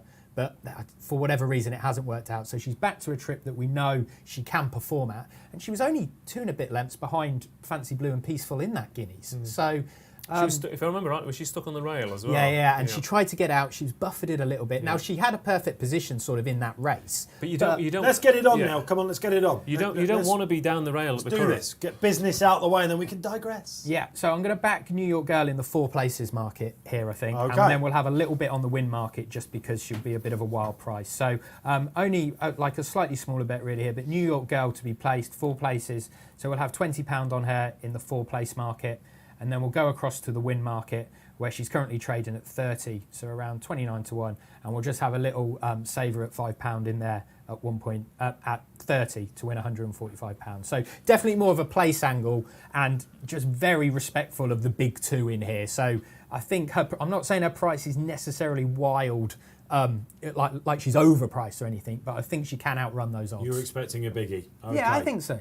Let's hope you're enjoying the show then. This is Racing Post Live with myself, Dave Orton, Ross Brierley and Neil Hubbard from Betfair, our sponsors. We're loving having you on board. Loads of socials coming in. Absolutely fantastic stuff. They're just sort of ambling behind the stalls, which is what I like. So you're going to take the commentary here? Yeah, absolutely. Yeah, why not? Let's. I think you've set yourself up after the Portland. No, that was just. I'll tell you what. That's making the highlights reel of Portland, wasn't it? I think, if anything, though, the way my brain works, the more runners, the easier it is for me. You are known for a famous commentary, though, aren't you? If anyone doesn't know out there. If they want to go on YouTube and have a look... Well, they'll be watching it on YouTube now, so just open a new tab, UK Garage Horse Racing. You watch it if you haven't seen it. It's based on a race at Ascot, isn't it? Who was the winner of the race, remind me? It was Soul Power, wasn't it? Oh, yeah, of course. No, it was base, but it was... It's absolutely fantastic if you haven't seen that. I think everyone saw it. The problem is, though, it got stolen and shared so much that nobody knew it was me and my mate Josh who made it. You do follow your introduction and your story with that always. I'm still a bit bitter about it. There's a tad bitterness about it. I was about to say, especially in 2020, you can be bitter, can't you? I was about to say I remember that, but I didn't realise it was you who did it. So that went back then. Last one's going in there for the Park Stakes. It's Group 2. Should it be a Group 1 pattern committee? Let's see after this who's going to take it out. Ross Brierley, take it away. Often racing them for the Park Stakes and an incredibly level break here. Not an insane gallop on. It looked like there was going to be a lot of pace early on, but it doesn't seem to be working out that way. And coming to the fore is Wichita. Wichita going on with breathtaking look down the centre. Marie's Diamond on the far side, down the near side. Sylvester de Souza, having just won the Portland down this near side, has decided to try and come down here on Shine So Bright. One master dead last. Lamato on the far side, tracking the pace behind Wichita. So we're split into three here. Yeah. Breathtaking look on her own down the centre, down the far side. It is Shine So Bright with Molatham and Urban Icon and one master. And down this near side, we've got Wichita, Marie's Diamond and Lamato. They're all starting to track over to this near side rail. Marie's Diamond just coming off the bridle on the far side. Shine So Bright still travelling kindly. Urban Icon still on the bridle as well. Breathtaking look coming off the bridle. Let's go to Neil because it's just starting to ramp up here. Who's favourite, Neil? Yeah, one master is your favourite at the minute, although sort of joint with Molatham at the minute.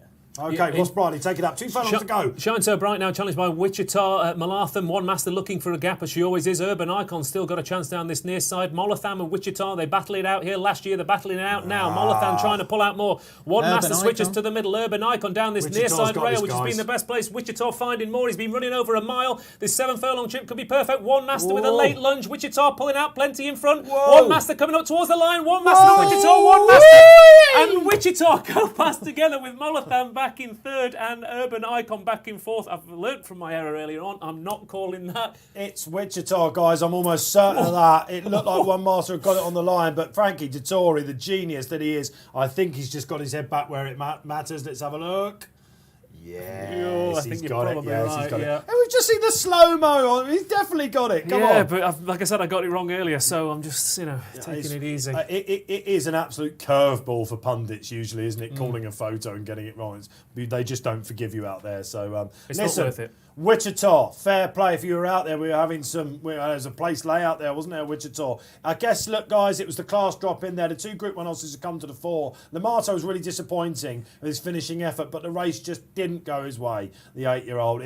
He just doesn't have the turn of foot of these guys these days. I think Adam Kirby, maybe if he rode the race again, he went far side. Yeah. He was given quite a lot to do, I think, which you don't... Listen, Adam's obviously been looking at the way the track is running. He's been on a few front runners that haven't got home. I can understand why he did it, but definitely give Lamato another chance later on. There's a race at the Future Champions meeting. I'm sure they'll go to with him. But Wichita, look, fair play. He's deserved his day in the sun. He's got it, hasn't he? Well, as I said, since he last won a race, he's raced exclusively in Group 1 company. He's really showed something there as well. He has gained revenge on Molatham as well. Molatham, a quick word? Well, I think the key thing here is I thought it was a fantastic ride by Frankie. They didn't go an insane gallop. I mean, the pace angle, they didn't seem to go mad gallop, but they finished last, second last and third last. So finished strong out as well, the whole field have. Yeah, really. you just watched Lamato. I think he was in the wrong position. He was. It was a messy race to look at, wasn't it? Breathtaking look staying down the centre. So there's a result on screen. Urban Icon ran well, Neil. Ran a big race. But he's just that sort of twilight horse, isn't he? It's 4th or 5th in these sort of races. As I said, it was a case of making a play for him in perhaps like the extra place markets that we had on offer, sort of 4 places, that sort of thing. But he's ran a really good race again. And you can add Wichita to the list of horses that he's finished behind so far this year. Shall we pop across to near Dublin? Shall we go and say hello Why to not? Leopardstown for the first time here on Racing Post Live? Welcome Leopardstown to the show. Absolutely sizzling. Why? Because we've got 2 Group 1s coming up from there. Gayeth ends the show at around about 4:10, I think. We've got 3 Group 1s coming. I wonder what that's going to do for Santiago's price now. Surely goes off favourite, doesn't he, for Aidan O'Brien in the St Leger with Frankie on. A quick double for Aidan O'Brien. But we must go across because Aidan O'Brien, I'm hoping, will take out the Group 1 Matron Stakes. Let's have a reminder of the market and the way we play. Yeah, so at the minute, Fancy Blue is still your favourite, 3.25, and quite strong really at the top of the market. So that's around 9-4 in fractional terms. Peaceful then is next in at 4.4. And Champs-Élysées 7.2, and then double figures the rest. So yeah, Fancy Blue is the pick of Ryan Moore, and it is the pick of the punters at the minute. Pretty solid at the top of the market. He has to ride this Ross Brierley though, doesn't he? After Goodwood and the Nassau. Yeah, I agree. I think it was a cracking performance. She quickened up, really nicely indeed. You could argue that the beaten horses have let the form down a little bit since, admittedly at the top level. Yeah. But Who comes to mind when you're saying that? Nazif, a bit disappointing. I guess I'll say One Voice was disappointing, but it was third behind Love, so I don't think you can quite crab that Runs form. tomorrow, I think, doesn't she? One Voice, I think. Yeah. She's actually quite well does. fancied, isn't she? Yeah, she does. I mean, she's just run into 2 very good horses, hasn't she? To be fair to her, but I mean, she's become a bit of a winning machine, Fancy Blue. And like you said, it's 1-1 between her and Peaceful. Yeah. I would argue that so far we don't know who's the best horse, because so far, when Peaceful got the run of the race, she won and beat Fancy Blue, who was a little bit unlucky. When Fancy Blue got the run of the race, she won and beat Peaceful, who was a little bit unlucky. So I think it's a fascinating clash between the front 2. Yeah. And that's not discounting, like I said, the improver Champs-Élysées, know-it-all, who's got track form and ran in a Group 1 in a blinding race against older horses. And Albini, who... Ground with Albini, she's been a bit weak, hasn't she? I think she was laboured. last year's horse. I'm Yeah. putting my 10 to follow, thinking she's a certainty to win a Group 1 this year. Maybe this will all be it. We're just watching the favourite go out, Fancy Blue, slightly on her toes. Let's get some more comments, some social media. What have we got coming in?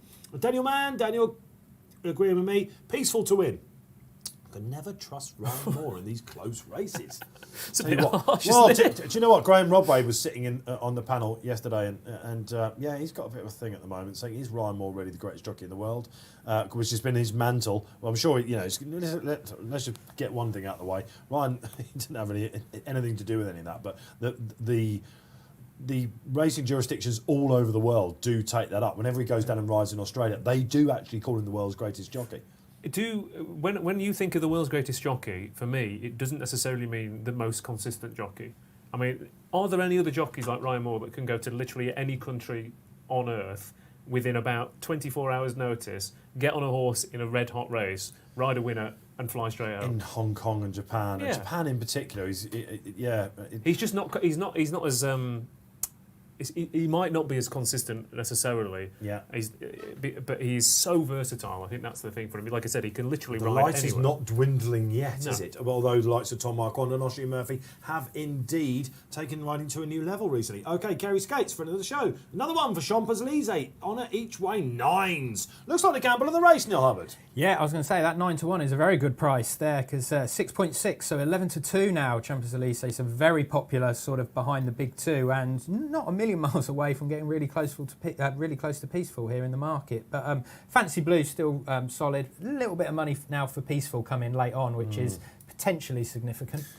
Yeah, I mentioned about the draw here. Let's talk about pace. I like Peaceful being in the outside box, actually. The outside box, just to bore you a little bit with this, it has been successful quite a few times. In 2011, Emulous was 8 of 8 for Dermot Weld. Chachamady for the late Henry Cecil, was that all the way back in 2012? Yes, it was. Chachamady, Tom Quiddy, I remember taking out that race.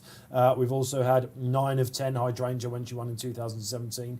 Iridessa won it last year, of course. She was 4 of 7. What I'm saying is there are the inside 3 boxes have not taken this out, and it does get tight when they turn in. You often see Ryan, don't you, in these maidens back end, where he's on something, you're thinking, right, and he just gets stopped and really got no chance. I mean, we didn't see the last race because we were covering Chester, I think. But the first race obviously was running a bit of a crawl. But the last race, 13. This is the draw. 13 beat 7, beat 10, beat 20, beat 14, beat 19, beat 8. So I know that was a big field mile and 5 handicap, but there's going to be, in theory, a lot of scrimmage on the inside. So who is going to take them along? I had a little look. Let's go down. Probably, I would say Valeria Messalina is likely to be up there. Neil's nodding. Yeah, I think Lady Wannabe. Yeah. Love Locket for Aidan O'Brien. She ran behind. She was the one who ran behind One Master at Goodwood, wasn't she? In the oak tree. Yeah. Okay. So there's a good bit of pace on it. I can't imagine that Fancy Blue and Peaceful are going to be too far back, can you? Okay, I mean, like I said, so far, based on evidence, we don't know who's the best one. So track position is going to be huge here. Do you know why I think Peaceful is the best one? Because I think she beat I just go back to that Irish Guineas, which we were a bit disparaging about at the time because it was COVID and we weren't sure about it all. But it has produced the Irish Oaks winner, of course, it's a strong solid race. form. And if you watch back that Irish Oaks, she was caught on the wing the whole way. Yeah. Champs-Élysées into 9-2 now, 5.6, so plenty of money now. Wow. For the third favourite now. Yeah. One of two for Johnny Murtagh. OK, they're in then for the first Group 1 of the day here. Sizzling Saturday, the 12th of September. One more going in. It is indeed Albina. Could she bounce back? For Jessie Harrington, Worldy, she looked at too. Good luck wherever you've gone in the first Group 1 of the day, the Matron Stakes. They are indeed off and running. Who's going to take it up? Fairly clean break. Fancy Blue, actually not that well away. Ross Brierley. No, absolutely not. Having to be scrubbed along early. I mean, she is dropping in trip, so a few quite speedier horses taking her on. Just looking peaceful, as you said, is trying to get across from that wide draw. Jamie Heffernan is now stuck 5 wide on peaceful and is trying to track across. She's just going to get in now, I think. I think is Know-It-All's trying to keep her in, isn't it? Albina's got a lovely sit. Looking for your New York girl. Just Neil Hubbard got a nice sit. Yeah, just behind Peaceful there, isn't she? So, Fancy Blue's going to have to do it, she's going to have to pass, about 10 rivals, guys. What is the market saying then, Neil Hubbard? Yeah, Peaceful and Fancy Blue now joint favourites. So the market hasn't given up on Fancy Blue at all, but it does like Peaceful more. I would have thought Know-It-All's definitely shortened up because that one's got a nice sit and in theory should be able to challenge. Jamie Heffernan has ridden a blinder here, guys, because he's just rised the track so well. We are sweeping around the bend then in the Matron Stakes, and as we did call beforehand, Aidan O'Brien has got the hair for them to chase. It is Love Locket up front. Have they given her too much rope? She's being scrubbed along. Know-It-All going really, really well at the moment. Peaceful on the flank of that. Where's Fancy Blue, guys? Let's have a little look. What's the market saying? Peaceful now coming under a drive. Yeah, Champs-Élysées is your favourite now. Champs-Élysées, where's that? Coming wide down the outside, is that her? Yeah, it's coming down the outside. So, OK, Peaceful's just about to take it up from Know-It-All. Champs-Élysées got plenty to do. Fancy Blue looks absolutely stuffed. Come on, Peaceful, what you got? Champs-Élysées rocketing home. Is Johnny Murtagh going to get the Group 1? Comes right over the top of Peaceful. Well done, all you out there. You loved it. My racing guys have got one eye in the bag. Peaceful, a little bit too sharp for her in second. Running on Fancy Blue for the Miners. It's close. But Carey Skate's got that. That was our social media coming in. 9-1 into 9-2. Proper gamble in a Group 1 for Johnny. Yeah, he's had the first and the fourth there. No, it all just been done for the places late on, but that was a perfect ride at Leopardstown down the outside. She has got loads to do at this stage. But I mean, we've seen it quite a lot of times this year at Leopardstown. But still, that acceleration to go past nearly every single runner in the field. I wonder whether Know-It-All and Peaceful just got battling out a little bit too soon. Possibly. And I think the drop in trips really cost Fancy Blue there. Has it got up for third, Fancy Blue? Oh, yeah, just Know-It-All back out in third. So, listen, what very interesting Group 1 that, wasn't it? It was running at a proper pace. The O'Brien Battalion, that was insured by Love Locket. Wow. So, listen, one of a triple Group 1 header we're giving you here. Were you on Champs-Élysées too out there? Were you persuaded by the weight of support out there? Also by the social media comments as well. And My Racing, well done. You got that in the bag. Each way double. Lovely. Jabbu Arecibo in the Portland as well. We're watching back the replay then. Ross Brierley, tell me about Fancy Blue. People will want to be knowing exactly how to analyse this right now. I mean, for my eyes, it's the drop in trip. She was a little bit slowly away. She's not travelled as sweetly as the other milers in the race, and she's got up.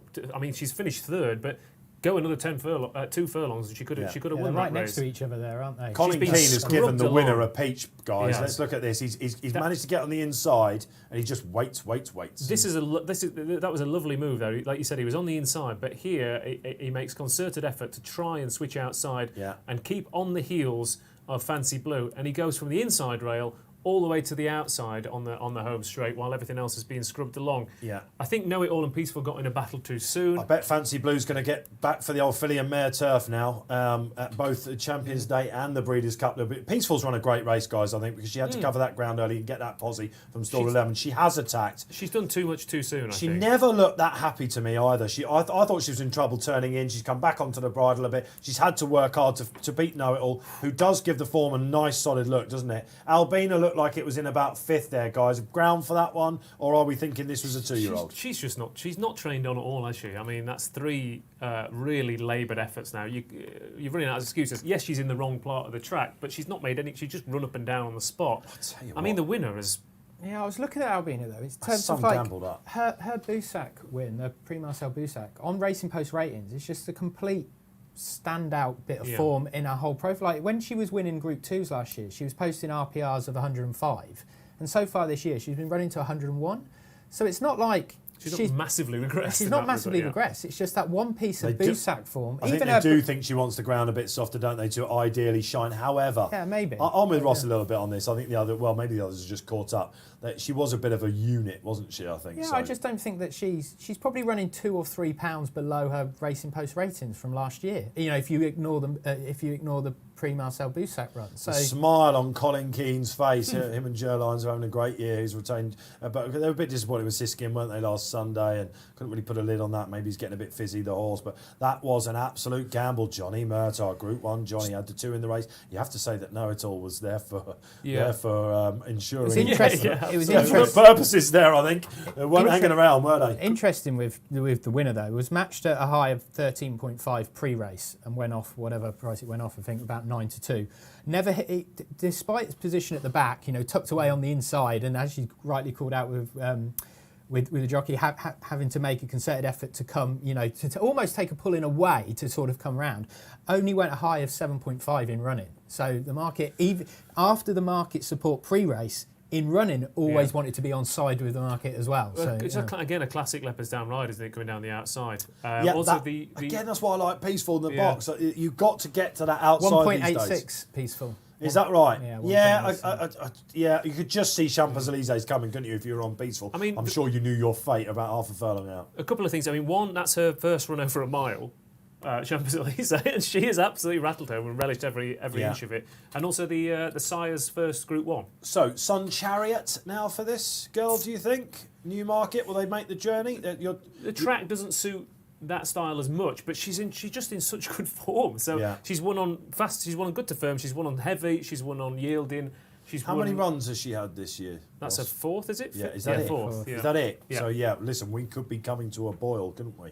Could she go for the QE2? I was about to say QE2 with the allowance and stuff in there as well. And that would suit that style absolutely down to the ground. Okay, while I rev up then for the St. Ledger, we've got a classic coming for you now. It's our next race here on Racing Post Live. Welcome to the show if you're just joining us. It is RP Live with the Betfair Exchange. Hashtag RP Live. Get your comments in. Facebook Live or indeed on YouTube. What do you want to know from Ross or indeed Neil or myself in the upcoming races?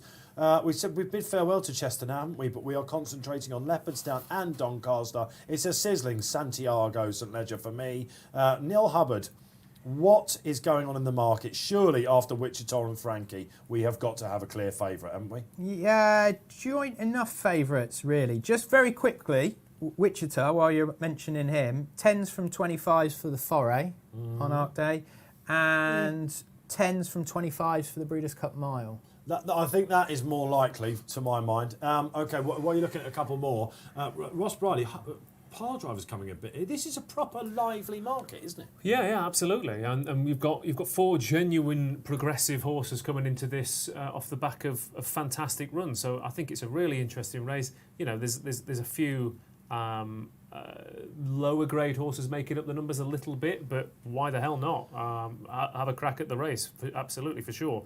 And it should be run at a decent gallop. It should set it up for horses who genuinely stay the trip. Like I said, it's going to be a proper test. Doncaster at this trip is a proper test. Yeah, with Subjectivist in the race as well. Yeah. He's just going to, Joe Fanning, when he got beaten at York, it wasn't in the Great Voltage.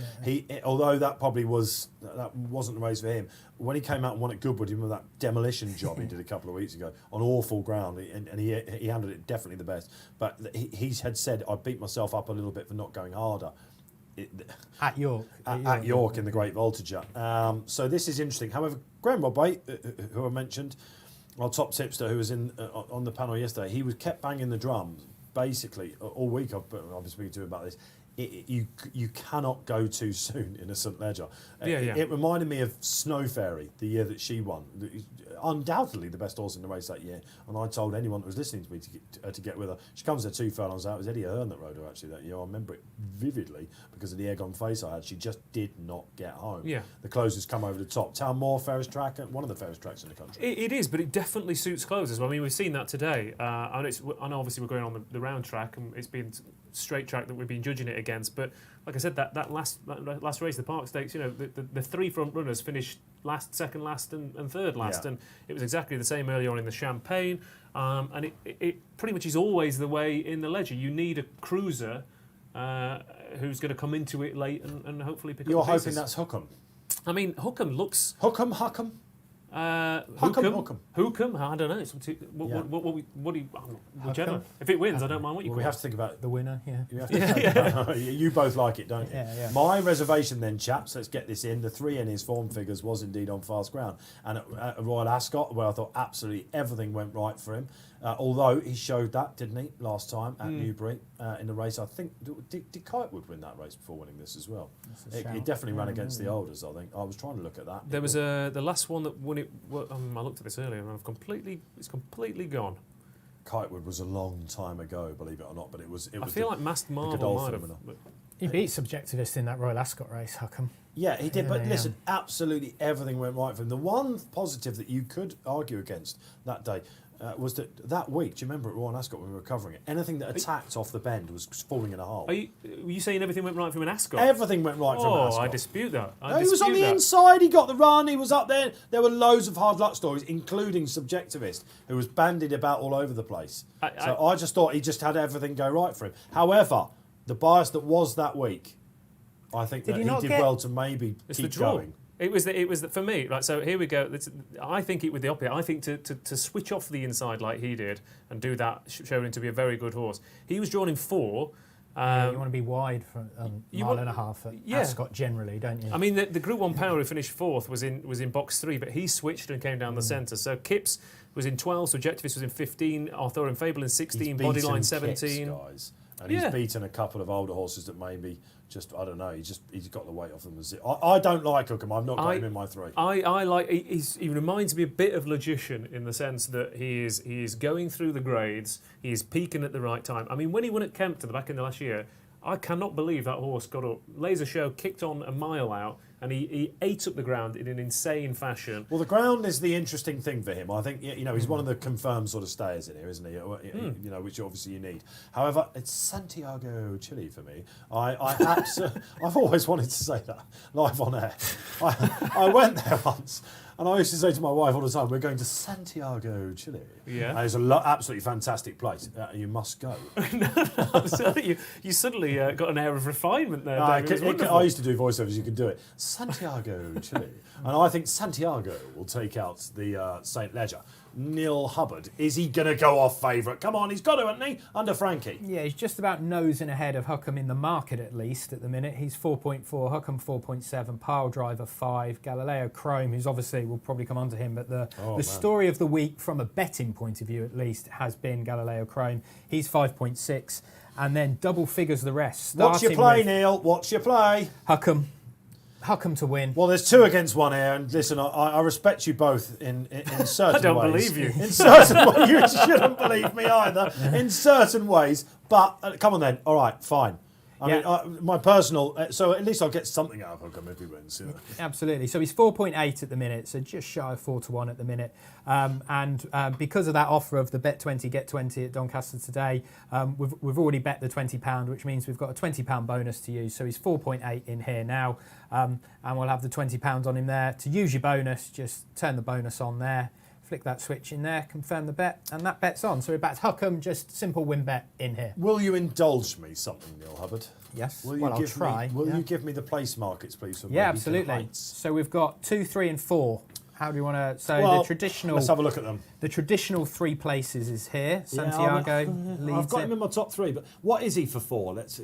For who? Who are we talking about here? Beacon Heights. Yeah, is the absolutely. I agree with you here. Yeah, 3.35 for 4 places. I like it. Yeah, I'm not against that at all. Spencer likes this horse a Yeah. lot. If you forgive his one in the Derby, which isn't hard to do. I'm quite is it? happy to back him 4 places in here. Can we? To be honest, yeah, absolutely. Indulge me. So he's 3.35, 4 places. So about 12 to 5. We'll add that in there, and we'll have £20 on him there to be to finish in the first 4. Lovely. Beacon Heights. So I'm a big fan of him as well. Yeah, I think he's really interesting. He's bred for this. He's bred for the job. So he's related to Eye of the Storm and Curb Your Enthusiasm, who David Simcock trained as well. And he ran a blinder behind Pile Driver when Simcock's horses just weren't firing at all. They're in significantly better form now. Yeah, that's for sure. The yard had a serious issue with COVID, more than a lot of yards in the country. Let's put it that way. So, and I think David was quoted actually as saying, "If any of my horses win at Royal Ascot, they're terrible races." And they didn't. But this chap ran particularly well, and I fancied him to go well in the Derby. Again, another one of those where I was telling pretty much everyone to get a good price. He was a bit of a gamble. He was quite nicely fancied in that He market was. in terms of once you got rid of those at the top of the market and you started looking elsewhere, where's your best long shot, that sort of vogue, which I guess he falls into here again. But there's definitely a lot of people out there who are willing to side with him. Yeah. You've got to be a little bit forgiving. Obviously, like you said, for both those runs, there are perfectly good reasons. However, it's possible in this race that he takes a giant leap forward and runs into another horse taking a giant leap forward. Yeah, it's pushing things to think he's going to win it. I think after that, because you're obviously having missed a trial for this. Yeah. They could have perhaps got him back on track a little bit, couldn't they? But they are in cracking nick, and Jamie Spencer's riding the horses really well. They had a winner the other day at Kempton. I was going to remind the name of Rodrigo Diaz. It was a phenomenal performance. Yeah, he's going places, isn't he? They do get them to Absolutely. Simcock yards, and Spencer's perfect. And we had Ollie Cole on the show last week, and he just goes, I think it might have been that meeting. He said, I love Spencer at Kempton because he's just able to take his time and he can see the ball big there. He has a game plan. He switches him out and he comes with a rattle down the middle, as he did at Omni Vega the same yard a few days later. So he's an interesting horse. We go back to Hookham for a little bit. My concern a little bit is that Owen Burrows had an incredible time around July, August. He had a burst of incredibly impressive winners. The favourite in the Champagne Stakes being one of them, and they've just gone off the boil a little bit. Run badly though, the horse in the Champagne. No, it didn't. No, but I know what you mean. When Hookham won, he was in a glut of horses who suddenly were finding their very best form. I'm looking at his last 10 runs. There's a winner. There's a couple of seconds in there. He might be being a tad hard. But he was having. It was a blinding run. Yes, he was. His strike rate was through the roof. And it is a stable that can go hot and cold, isn't it? Yeah. Okay. So well, look. That's the only worry for me, because otherwise, like I said, I think he's peaking at with every run, Hookham, and for me, he's a stayer with a cruising speed, which I think is a valuable tool to have. Should we open up the floor? Let's open up the floor. We have Kerry Skates coming back on, friend of the show. Got it right in the last. Kerry Skates on Santiago. 60-61 before the Ascot win. Now I fancied a Joseph O'Brien horse, Galileo Chrome. I live in Santiago de Querétaro. Santiago de Querétaro, Mexico. Yeah. I mean, I'm disappointed. That's a curveball. You said earlier the way you said Santiago earlier. I would like. I you to said pronounce Santiago, Chile, like Terry Thomas, not Santiago de Querétaro, Mexico, like a Mexican. I'm sorry, you've lost the voiceover job. I went for an old El Paso once and I didn't get it. So there you go. I'm that is shocked. actually true. I'm absolutely flabbergasted. Yes, so you should be. My audition was not sizzling at all. it was more painful, which chilies can be. Okay, so listen, good luck. So listen, should we talk about Galileo Chrome? We have to be. He is a chromy, shiny model of a horse, isn't he? I'm gonna pat myself on the back. I called him a Group 1 horse on a feature show we did on this very studio a couple of weeks ago before he won. I didn't necessarily think they were going to come for this. Actually, I thought they might stick in Ireland for the Irish Leisure tomorrow. And the fact they've not done that, they've got Twilight Payment, the 7-year-old, who looks like he's probably going to take a lot of beating in that. They know they can win this, I think. Yeah. Big story, of course, in the race will be Tom Marquand jumping on this as well. We're not going to talk about the politics. They're delighted to hear that Shane Cross, who tested positive for COVID-19 yesterday, is asymptomatic, and the close contacts are all looking after themselves. But that was a massive story yesterday, wasn't it? And Tom Marquand, they say that these Group 1s and these classics, the Nationals, all that sort of thing, there's always a story behind the winner. Pile Driver's one, isn't it? Hookham, because of Jim Crowley and Owen Burrows, that's going to be their first classic. And now Tom Marquand, dropped off English King, who defected from this to go to France tomorrow. And now it looks like Frankie may be riding that again. This would just crown Tom's entire career so far, wouldn't it? Yeah, and today could have been an absolute peach for him. Obviously, Matthew Flinders, he was on that. He was on State of Rest, who ran a blinder in the Champagne, won Master, who's got beaten in a photo. So, he's riding the track well. He's riding it absolutely perfectly. Some year he's had, hasn't he? We were saying yesterday, during lockdown, when there's no racing here and there was Down Under, he was there. Yeah. So he's a lot more riding than the others. He's extremely hungry. fit chap. He's incredibly hungry for success, and rightly so. There's two ways looking at Galileo Chrome. On the one hand, it was only a listed race last time out. A lot of the horses he's beaten haven't been up to that much. Apart from, he did beat the Derby winner when he was maiden, admittedly. However, the speed figures, the sectionals, the pure ability he has shown is absolutely up to this level. Yeah. And as we saw with Champs-Élysées in the last race, I don't know if there's been a word around the Irish boys about who's top of the pecking order, but there was a lot of money for Galileo Chrome this week. Well, Tom Segal, you'll know in your members section, he likes him a great deal indeed. He's been getting pole driver right, hasn't he? All year, Tom. Hats off there. He got him at Royal Ascot, he got him at York, and just seized the ball big with him, of course. Neil Hubbard, pole driver, is holding his price very nicely in the market. In fact, after an earlier drift, it looks like he's now being gambled in. Yeah, 5.3, so just the other side of 9 to 2 at the minute, really. So he's pretty much joint third favourite with Galileo Chrome. They're sort of duelling for that third favouritism behind Santiago's clear favourite now, really, and Huckham next. But yeah, pile driver, as Ross sort of said, I think he probably went a little bit too short with the general narrative around him and the build up to the race. It was focused on pile driver, and rightly so. And because of that, it sort of gains a bit of like momentum from a betting point of view. But then the closer we get to the race, that's when the market dynamics sort of come into play, and then everything else starts to settle down. And he's drifted out a little bit, ever so slightly from the low that he has been matched at. But I wouldn't take that as necessarily any negative about him. It's just him finding his place in the market. Let's get another social comment then, because I believe it's going to tie in very nicely what Neil was saying there. 1-4 Yorks, 14-14 Yorks. Happy days to have you on. Come on, pile driver, for the good guys. Again, it is that sort of horse, isn't it?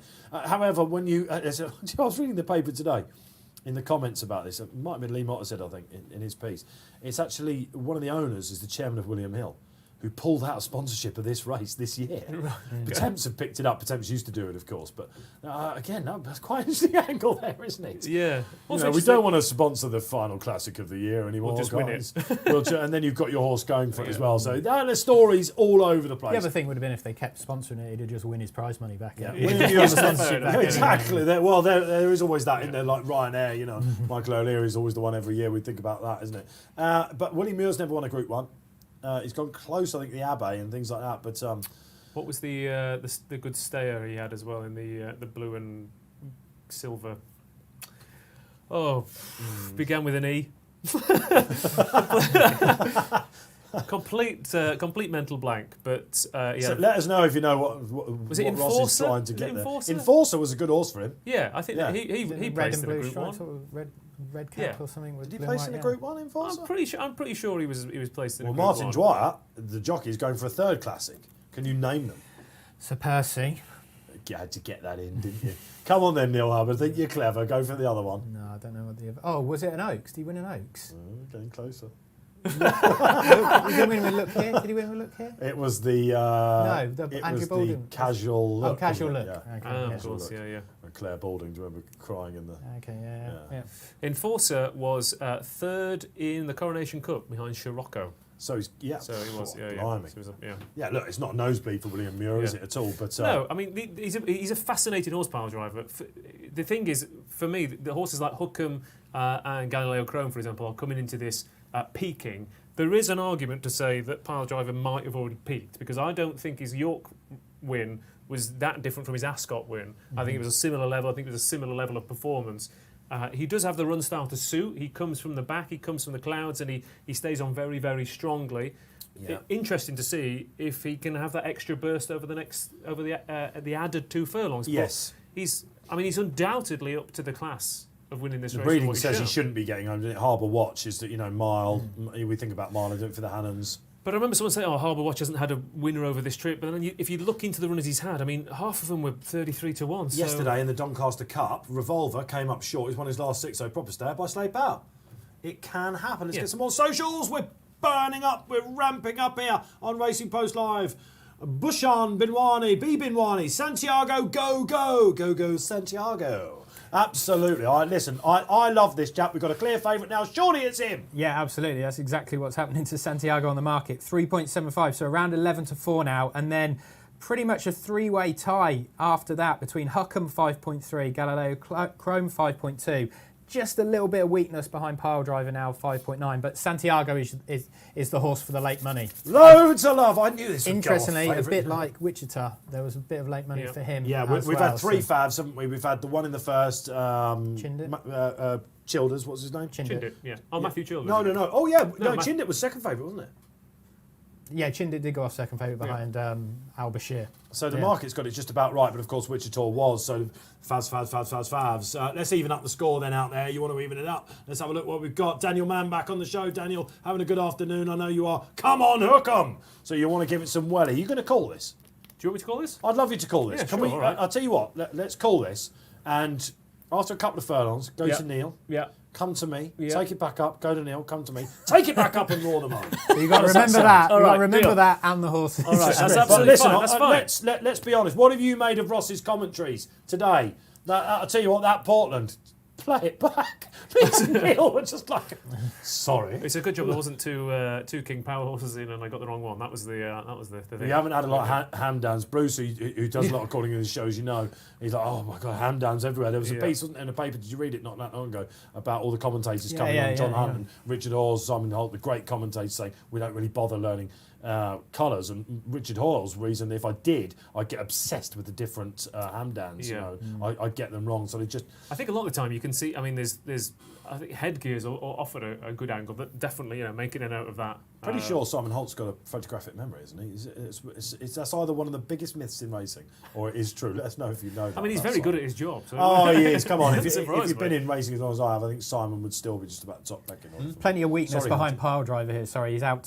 He did touch 6-1. He's back into 11-2 Something now, had so- to give in that market, though, didn't it? Yeah, They were all a absolutely. bit close, weren't they? Absolutely, and I think where we were talking, I think we were right to say that Pile Driver sort of drifting back out from around the 3-1 mark he was to around sort of the 4-1 mark was just natural, sort of what you'd expect in the market. But now I think it is fair to say there is a bit of weakness behind him. Well, they are going in for the last final classic of 2020. Would you believe it? We've only been racing on the flat since June, but here we are on the Town Moor. Here we were. The owners are still there, of course. Let's hope they give them a big cheer. Not supposed to be cheering, are you, on the Town Moor? No. Did you see that sign that was put up on social media? It's a muted, silent applause. There you go. Just a bit of that. There you go. Yeah. Like that. Yeah, perfect. Yeah. That's all you need. Okay, Ross The racing Bridley's speaks going to for call itself. home this classic. Let's hope it is a classic finish of that. Good luck wherever you are going. Are you looking outside the box, or will Frankie be following up? Ross Bridley, call them away. They're ready. And they're off and racing for the 2020 St Ledger, and slowly away was Tyson Fury out the back. And it's not a mad dash for the early pace as Sunchart comes through, and now they start to ramp it up with Subjectivist. And on the outside, Mythical, Jim Crowley decided to send Hookham forward to get mid-division on that rail. On the outside of him is Berkshire Rocco. Behind those on the inside is Pile Driver. On the outside there, just trying to see what it is behind Hookham, but it's Mohican Heights behind those. Santiago is also switched off, as I said. Behind at the back is Tyson Fury. It's And ahead of Galileo Tyson Fury Chrome, is isn't it? Dawn That's Patrol. just Of course it behind him. is, by process of elimination. It is Galileo Chrome. The two dueling out in front. Neil, how has the market reacted? Yeah, Santiago's still your favourite, and Hookham now more of a clear second favourite in there. But Santiago pretty much the price he was at the off, around 11 to 4. How happy are you with this position? Well, yeah, fine, absolutely fine. They said he did too much, didn't they, at Goodwood? He ran, with the choke out to a certain extent, and that's why he didn't get home. Listen, this is Stradivarius form, previous winner of the race. I'd be very happy if I was Frankie. Martin Dwyer, he's playing his hand late, isn't he? Mohican Heights keep drawing towards him. Galileo Chrome a little bit wide for me. Now they are starting to ramp up. Back to Ross Brierley. They are. Julian out in front, Subjectivist is being taken on by Mythical Sunchart, is in the gap behind Berkshire Rocco, Hookham, Galileo Chrome, Pile Driver. Then we've got Santiago, Dawn Patrol, Mohican Heights, and bringing up the rear is Tyson Fury on only his second start. As they go through into the final mile or so, and Subjectivist and Mythical still out in front. Nothing changing, nobody making any moves whatsoever as they go down around this bend. And again, I very much doubt the market has reacted at all here, Neil. No, Hookham's a little bit closer to Santiago now, near enough joint favourites, but he's got a lovely spot on the inside there, really, and he's a lot more forward than his market rivals, Hookham isn't he? I'll tell you what, Galileo Chrome's creeping into this. He's catching the eye now. Lows to be played here. You can see that Jim Crowley's clearly got stamina in mind. He knows he's on one because he's not letting them get too far away. They're peeling off down the centre in the home straight for the Classic. They are indeed. They've come off the rail then. Being ridden along at the back is Mohican Heights. He's one of the first ones to come off the bridle with Tyson Fury out the back. Subjectivist still finding plenty in Santiago is cruising. Santiago coming into it very nicely indeed on the outside. Hookham on the far side. Pile Driver also absolutely on the Galileo bridle. Chrome making a move. Galileo Chrome is being scrubbed along. Berkshire Rocco being scrubbed along. Dawn Patrol This is coming the Queen's from the fast back. form. Galileo Chrome now goes through the gears. Santiago on the outside. Come on on, the far Santiago. side. Pile Driver hits the front. Pile Driver from Hookham on the far side. It's the finish we Galileo wanted. Chrome. Berkshire Rocco. Santiago down this near Pile side. Five Driver. of them in with a chance. Pile Driver. Pile Driver in front of the far side, but he's Come wandering on, around. This is where Santiago. stamina Dig, comes dig, into dig, play. Frankie. Galileo Oh, Chrome. man. Santiago definitely stays. Berkshire Wow. Rocco for the upset in between the two. Rocco. Galileo This is Chrome pulling Santiago out over the top. plenty. Galileo Berkshire Chrome. Rocco. Galileo Berkshire Chrome with his Rocco. head down up towards the line of the ledger. Oh, Galileo Tom Chrome, the Marquand. gamble of the race. Tom Marquand on Galileo Chrome beats Berkshire Rocco. Pile Driver, Santiago and Hookham only fifth. Oh, Ross Brierley, thank you for that call. What a sensational finish you were just witness to there. Tom Marquand takes out his first Classic. You couldn't make it up. What a 2020 he is having. A day back-to-back Grade 1s down under where there was no rating anywhere in Sydney. He's come back up. We were just wondering when it was starting to go slightly off the boil. They didn't let him ride English King in the Classic and the Derby. That was an absolute misnomer. He has ridden this to perfection. Absolutely. I mean, he was the first one off the bridle of the fancied horses. I'll tell you what, this is a proper animal. He will stay further. He's definitely a couples, I think. The way he's shown battling qualities. I mean, how many starts has he had? He's now 4 from 4 for the season. That's got to be just his 5th start to date. I thought he was going to shirk it slightly. It looked like the Queen's Vase was coming to the form. Berkshire Rocco could not live with Santiago in that. Santiago looked for a big player all the way. Pile Driver, my lord. Has he just thrown this away? Was he coming to the end of his tether? I think he looks exhausted. I mean, he has stayed on to. I think he might have grabbed third from Santiago. It's very tight for the placings, but I think he's just been outstayed by a proper mile 6 horse. Dettori's got away with that, I think. I think he's just. I mean, Dettori did just take it slightly easy there on Santiago, but I think he probably. Yeah, it's just, my worry about Pile Driver was he had nothing to keep him going. He was in wide open space. Tom Marquand punches the air. Happy rightly days. so. He'd be right at home in this studio, wouldn't he? Neil Hubbard. That must have been a lively market. Yeah, 2 horses hit odds on and didn't win. So Berkshire Rocco 1.7, Santiago 1.8. So There's 2 your odds. prices. All Pile Driver did get third. There'll be a little inquest into that, I think. So 2 odds on shots there and both beaten in the run. Galileo Chrome hit a high of 70 for £19. I mean, I'm not because there were. I mean, there were 4 horses travelling significantly better than him. Yeah. I mean, watching the race back as well, Tom Marquand, he had to switch left, he had to switch right. He was absolutely desperate to get a clear run. I think as well, pile driver as well, as you say, he was a bit lonely on that far side. When he came under pressure, he changed his legs a little bit as well. So whether he's, I don't know, maybe never done it before, has he? It's not something we've seen before, have we? Well, I think if anything, he was just going through a new pain barrier, wasn't he? It looked like he was about to come to the end. Instead of when horses are struggling with stamina-wise, they do hang around all over the track a little bit. And I think the thing to mention was the other 3 horses that finished around him had all been tested over further than a mile and a half. So it was a proper St Ledger, wasn't it? We're looking at cup horses for next year. I mean, Galileo. I suppose Galileo Creme, he's come off the bridle a long way from home, hasn't he? That's what makes me think he's a cup type of horse. Pile driver, something like Coronation Cup, early on will be a good start for him. I think dropping back a bit. We were talking yesterday on the show, beaten horses in St Ledgers. You think about Stradivarius. Stradivarius. What else was in that race? Capri won it, didn't it? Crystal Ocean. Yeah. You think Coronet. about Coronet, great shout, but all Group 1 winners. And Rekindling. I don't know. And Defoe. And Defoe as well. The ill-fated Defoe. Another big story this year. Listen, guys, I don't know. Am I getting it? Is this finally the race that's going to say we are going to have some 4-year-olds of Group 1 merit next year? Because the 3-year-olds, middle distance horses up to this point, have been after you, haven't they? It looked a good race on paper, didn't it? And it's worked out. It's a fantastic finish. Last year was a coronation for a horse who was way above the rest of the gear. And to be fair, might turn out to be a monster when we see him. What next a time. Race Berkshire Rocco has run. Yeah. Really lovely animal, that, isn't he? Beaten by English King in the English Derby, skipped the Derby, went to the Queen's Vase, which the Queen's Vase has been a massive trial now. And I think that's that last 4 years, that's basically been the pointer. He's just a fantastic horse. Man, he deserves a win. Let's see what he's in, Berkshire Rocco, because I'm thinking maybe Ascot Champions. I think it's a race that you can be positive, because the first 4, I think it was, pulled nicely clear. Of Hookham, should we just give a little postscript on Hookham? Well, again, I'm not sure. He looked a bit fresh early on. I don't know. Again, the Burrows horses, they had such a good burst. They all came out. There's a lot of horses that put their name on trials and races where you think, wow, this is a proper horse. He was more prominent of the principals, he was wasn't as well. Well, he was, but he was on the inside. Galileo Crome was on the outside. So they actually started from the same point. Weren't they? Yeah. Pretty much, Look, I'm going to go out. I'm not so much on a limb. I don't think it's that. Berkshire Rocco, you could with an official rating of 108 potentially dampen the form a little bit, but we saw, didn't we, in the Queen's Vase when he didn't quite get the rub of the green, that he was, a very good horse. I think if you're English King, you're thinking that'll be interesting tomorrow. Looking at him running so well, and Andrew Balding, fantastic trainer. They're so consistent, the Balding horses. But what a story, Galileo Crome, and he's risen so quickly in the ranks. Tom Marquand, the Shane Cross story. Feel for Shane Cross out there, man. That's he feels asymptomatic with COVID. Must feel absolutely perfect. A young rider in Ireland that is earmarked for the biggest jobs out there has had a sensational season. What's he thinking when he's watching right now? Yeah, there's nothing you can do about it, is there? He's just got to suck a little bit. But he's going to.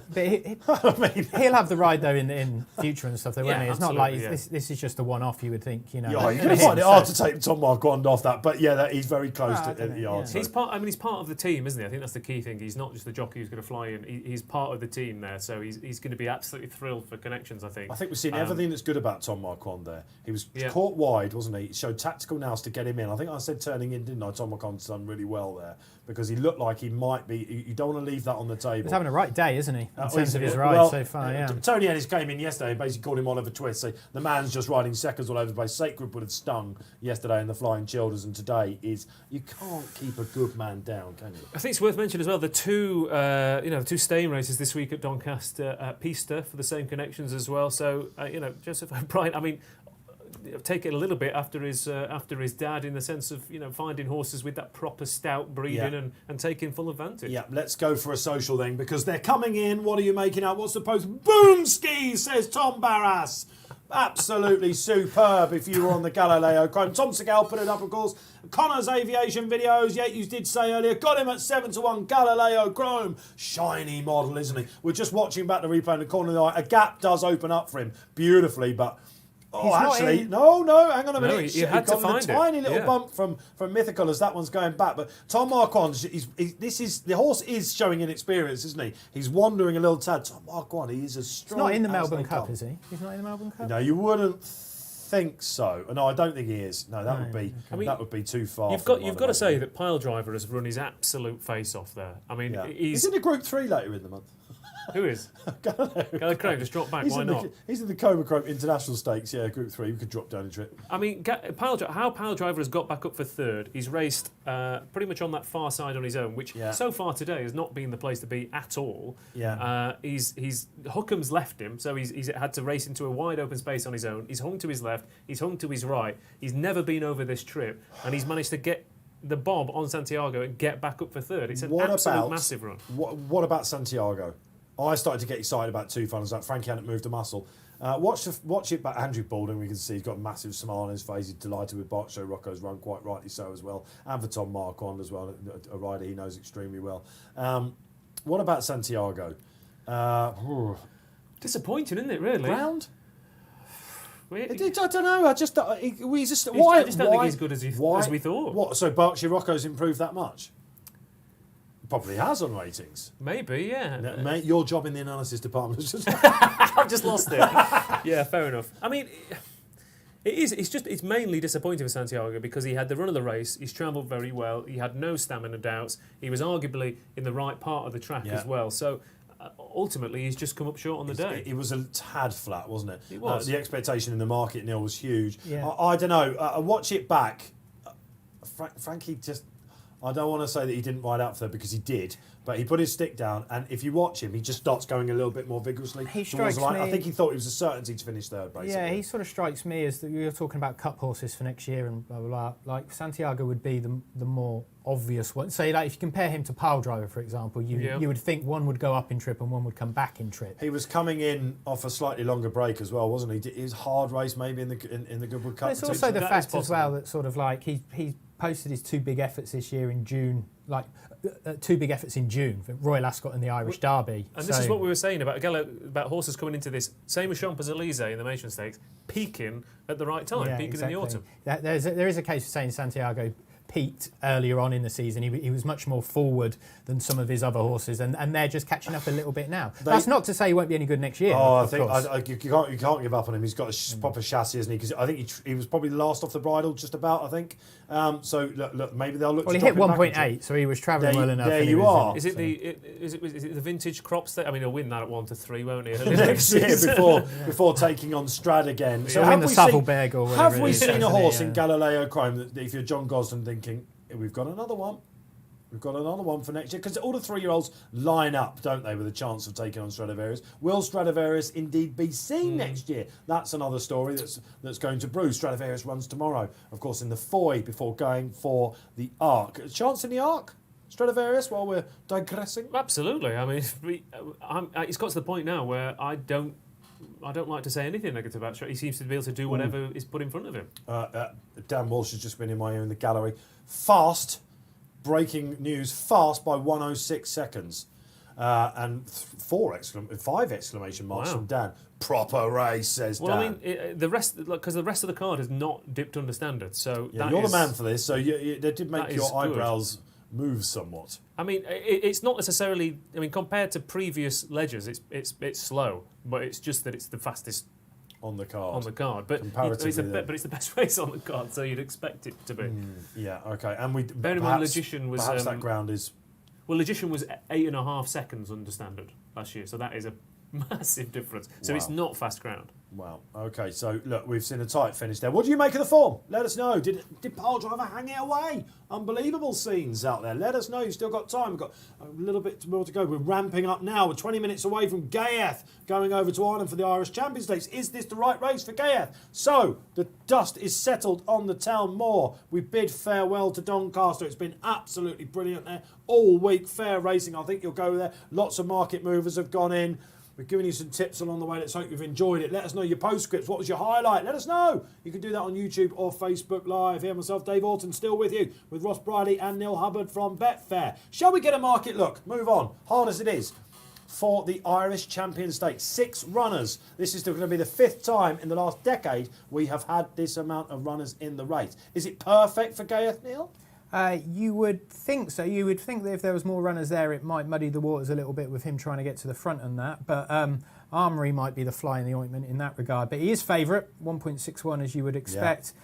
Magical and Sosas are sort of joint next in here. Shortening up, isn't it? Yeah, 7.2, 7.4. Japan 10.5. Armory 55 and Leo de Fury 160. Let's get the tips out of the way then, Neil Hubbard. Where did you play? Well, I thought Gaieth might be shorter, to be honest. I thought he might be closer to 2s on in here. Yeah, it's obviously a difficult sort of betting race here. I do think the French runner Sosas is interesting in the without Gaieth market. He's obviously, he won the Prix de Jockey Club last year and was 3rd in the Arc. So his Prix de Jockey Club form would put him in the mix here over 10 furlongs. He's going to be ridden. He's not a horse that is going to be challenging Gaieth on the front end, you know what I mean? So he's not like you're back in a horse who's perhaps 2nd or 3rd best in here who has a similar run style or anything like that. So he is going to be, if they just ride him in his normal race, then he's going to be coming late and perhaps running into either to challenge Gaieth or to finish 2nd. So I think he's the one I'd want to be on without Gaieth. Personally. He looked a bit rusty last time, didn't he? And despite the fact he's a French raider for Jean-Claude Rouget, I'd argue his best form is on slightly better ground. Yeah, I mean, he was conceding a load of weight that day. Strongly last time fancy out for the Arc last year, wasn't he? Yeah. To give an and able a run. 3rd. But he came under pressure off the top. And the stable have done this before, right? Yeah, Stable they have. Almanzor, yeah. That's Jean-Claude Rouget. He's won races all over the world, including this. So he'd be the one that you could probably back either just to be placed. You could back him without Gaieth. What's Japan doing in the market, Neil? Yeah, 10.5 weak. Weak, I think. He stinks, Ross, doesn't it? Well, I just don't think he's as good as the other 3. What's the Betfair jargon for a stinker? Or have I just come up with one? You could go with stinker. Yeah, that's fine. I've made your abbreviations. I'll add that to the list. I'll add Happy that to the book, which I will be releasing soon, along with your commentaries, of course. Yeah, that's it. Like I said, jack of all trades, master of none. Amen. I mean, again, we're talking absolute filth bets. We're talking scab bets Love here. it. Come on. 1 to 2 Magical to finish in the 3. Ooh, that is a typical Ross Brierley filter, isn't it? I know it's odds on. I know it's a 1 to 2. But let me stop you there. I know people that love it when you do this. Yeah. I get feedback from people. I had dinner with a friend of mine, a guy called John Smith. He loves this show and he's a proper punter. And he does like it when you do get technical and you do go and you do try and mop up these. To be honest, just on that, Gaieth, there's a bit of money. There's money for him now, and he's into around 8 to 15, so he's around 1.57. So they're not a million miles away in terms of price. Are we all thinking that Gaieth is just going to make it another notch? No, I just think it's interesting that Gaieth is about the same price as Magical is to finish in the first 3. Yeah.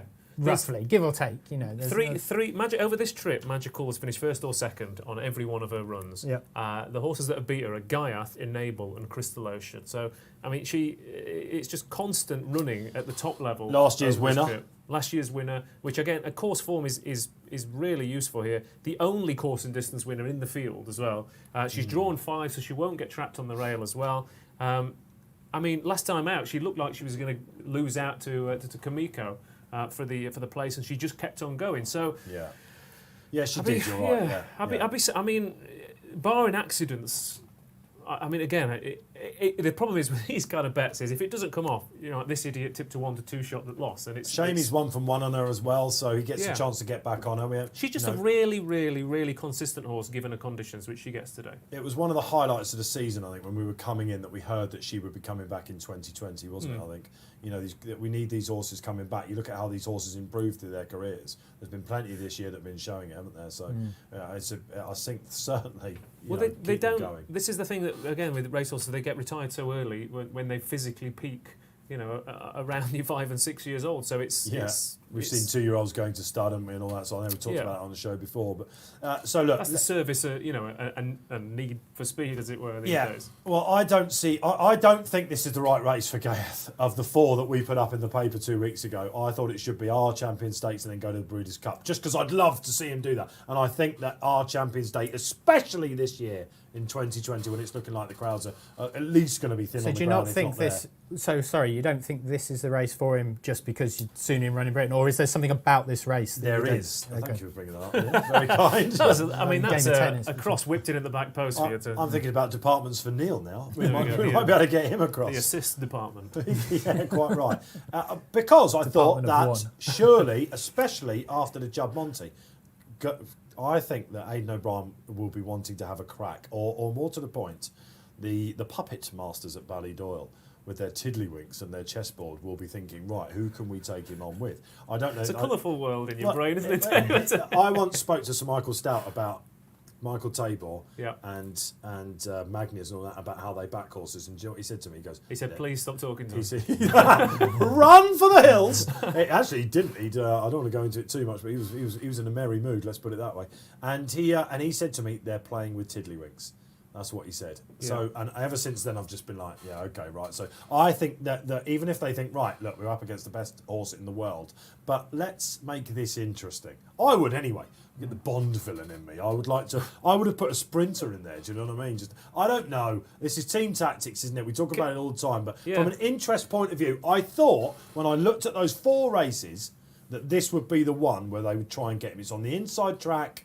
There'll be something out there that will try and get him.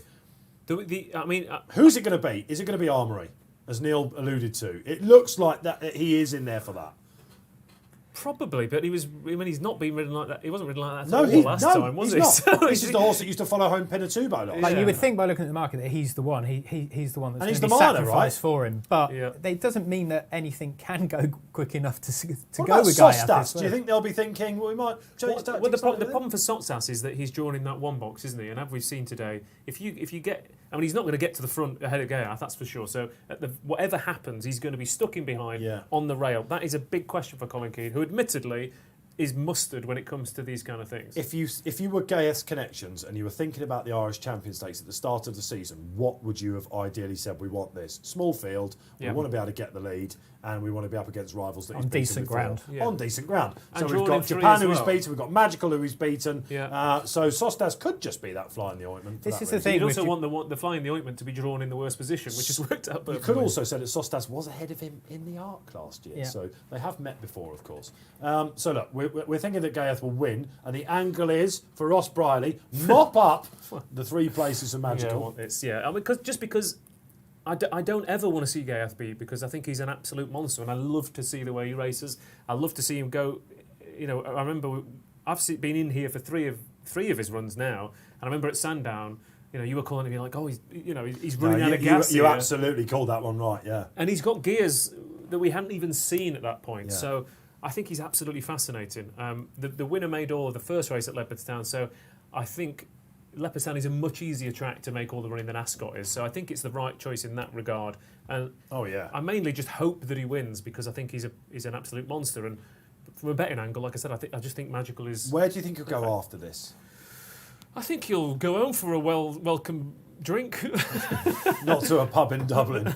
A nice meal. You could do it with 6 rivals in the race, I suppose, couldn't you? They could all go. Exactly. Over here, it would be fine. Take them all out. Well, from Monday, of course. Where will the problem is? It's the arc. The arc just doesn't. It's not going to suit him, is it? It's just not. I just don't think big field, soft ground, mile and a half. Yeah, a lot of people say the best horse should go for the best race. So, and of course, it would make it an absolute stratospheric arc. But and he is a better horse this year. So. Unquestionably. And this is what really convinces you that they do think that they have turned the corner with him, because let's face it, this is a horse that had to have deep gaps between his races. Yeah. Well, they're not hiding this year, are they? They're not hiding this year. They're running in everything that could possibly run. I mean, Charlie Appleby's comments after he worked, I know it was like his run here was dependent on how he worked midweek. And obviously he's come through that because he's racing. But Charlie Appleby's comments when asked about it was like, we're going there with the best horse in the world, the best form I've ever had him. He's having the time of his life, isn't he? They're talking really, like they're very bullish about him when they don't have to be, because his rating already already tells us everything we need to know about him. So the fact they're then coming out and saying he's in the best form we've ever had him, he's the best horse in the world, blah, blah, blah. Like, they're talking a good game to go with how he's running on the track as well, which I just think is really interesting as well. So are you going to call this one? Because you have sort of risen to the. You want me to call this one as well? Today, Sure.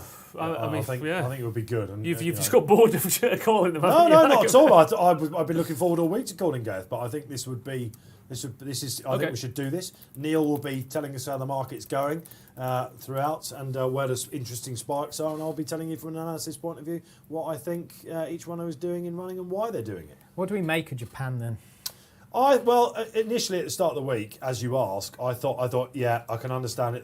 They've sort of waited for this, haven't they? Unlike Magical, who's tough filly, of course, seen the back of an able over and over again. I just thought that he was look. We know that Magical will probably come second. She was beaten a long way out, wasn't she, at York? And on this track, I know that she won it last year, but I think this favours Gareth even more.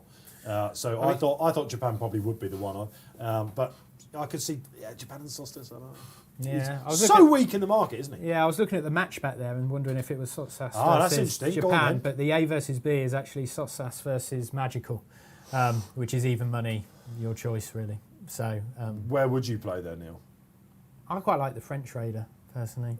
Let's have a, well, how's it gone for our retraining of racehorses? Our chosen charity this week today. It was a great start.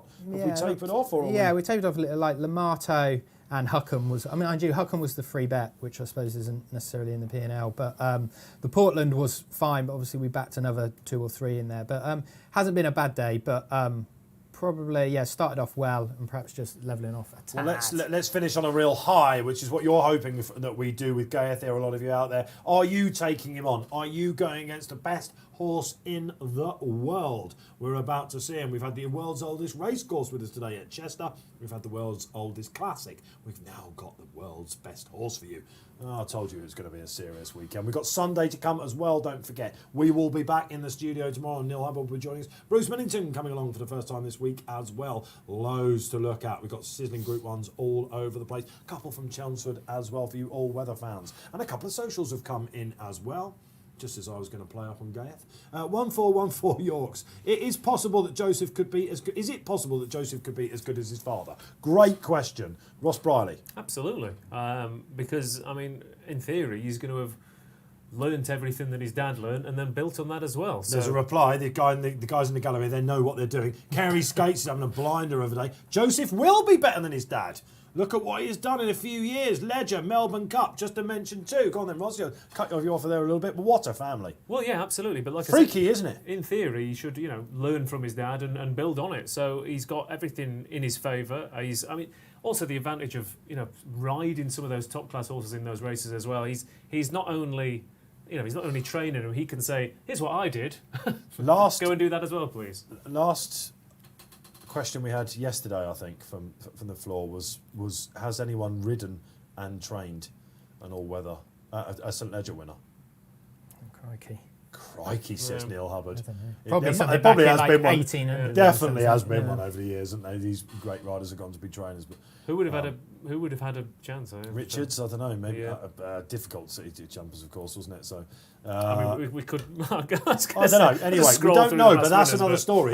Bear with us a minute while we sit here in silence. Yeah. That's a great story, though, isn't it? There are stories coming all over the place. Check out your Racing Post from 6 o'clock. You can get in the members section all the stories. 9 o'clock tonight, your digital Sunday edition will be out as well. He won a Breeders' Cup last year as well, didn't he? Was that Iridessa? The Iridessa winner? Melbourne Cup, Breeders' Cup, Cheltenham Festival. Yeah. Yeah, it's pretty hardcore stuff, isn't it? Yeah. Had a couple of rides over jumps in the back end of his riding career, didn't he? I think he needs to mix it up a bit. Maybe send some to San Moritz, Jersey. See what they can get. Grand Nakayama. Yeah, why not? Yeah, exactly, the Grand Jump. Let's do it. Yeah, absolutely. So could he be as good as his dad? Well, he's on the route, isn't he? But best trainer of our lifetime, Aidan O'Brien. Yeah, has to be. Yeah, has to be. Favourite trainer of your lifetime? Sir John Gosden. Yeah, all right. So, but considering that he's not had to, you could say that Aidan O'Brien inherited a little place in County Tipperary, didn't he? But Yes, John certainly didn't. Stout for me. I must admit, I'm a stouty. I think it's also when you get into racing as well, and there's certain horses that potentially become like attached to, and you like to follow. And so, like, I suppose when I was starting to get into it, really, there was horses like, say, Aidan O'Brien, it would have been horses like High Chaparral and that sort of stuff. And then for Stout, it would have been your Islingtons and things like that. And so you sort of then become attached to stables in a way a little bit, don't you? Yeah, so you get attached to stuff, and with that comes jockeys. So it was like Fallon when he was riding for Stout and things like that. So don't just count Donecker either, guys. Really. By the way, he's made some start, hasn't he?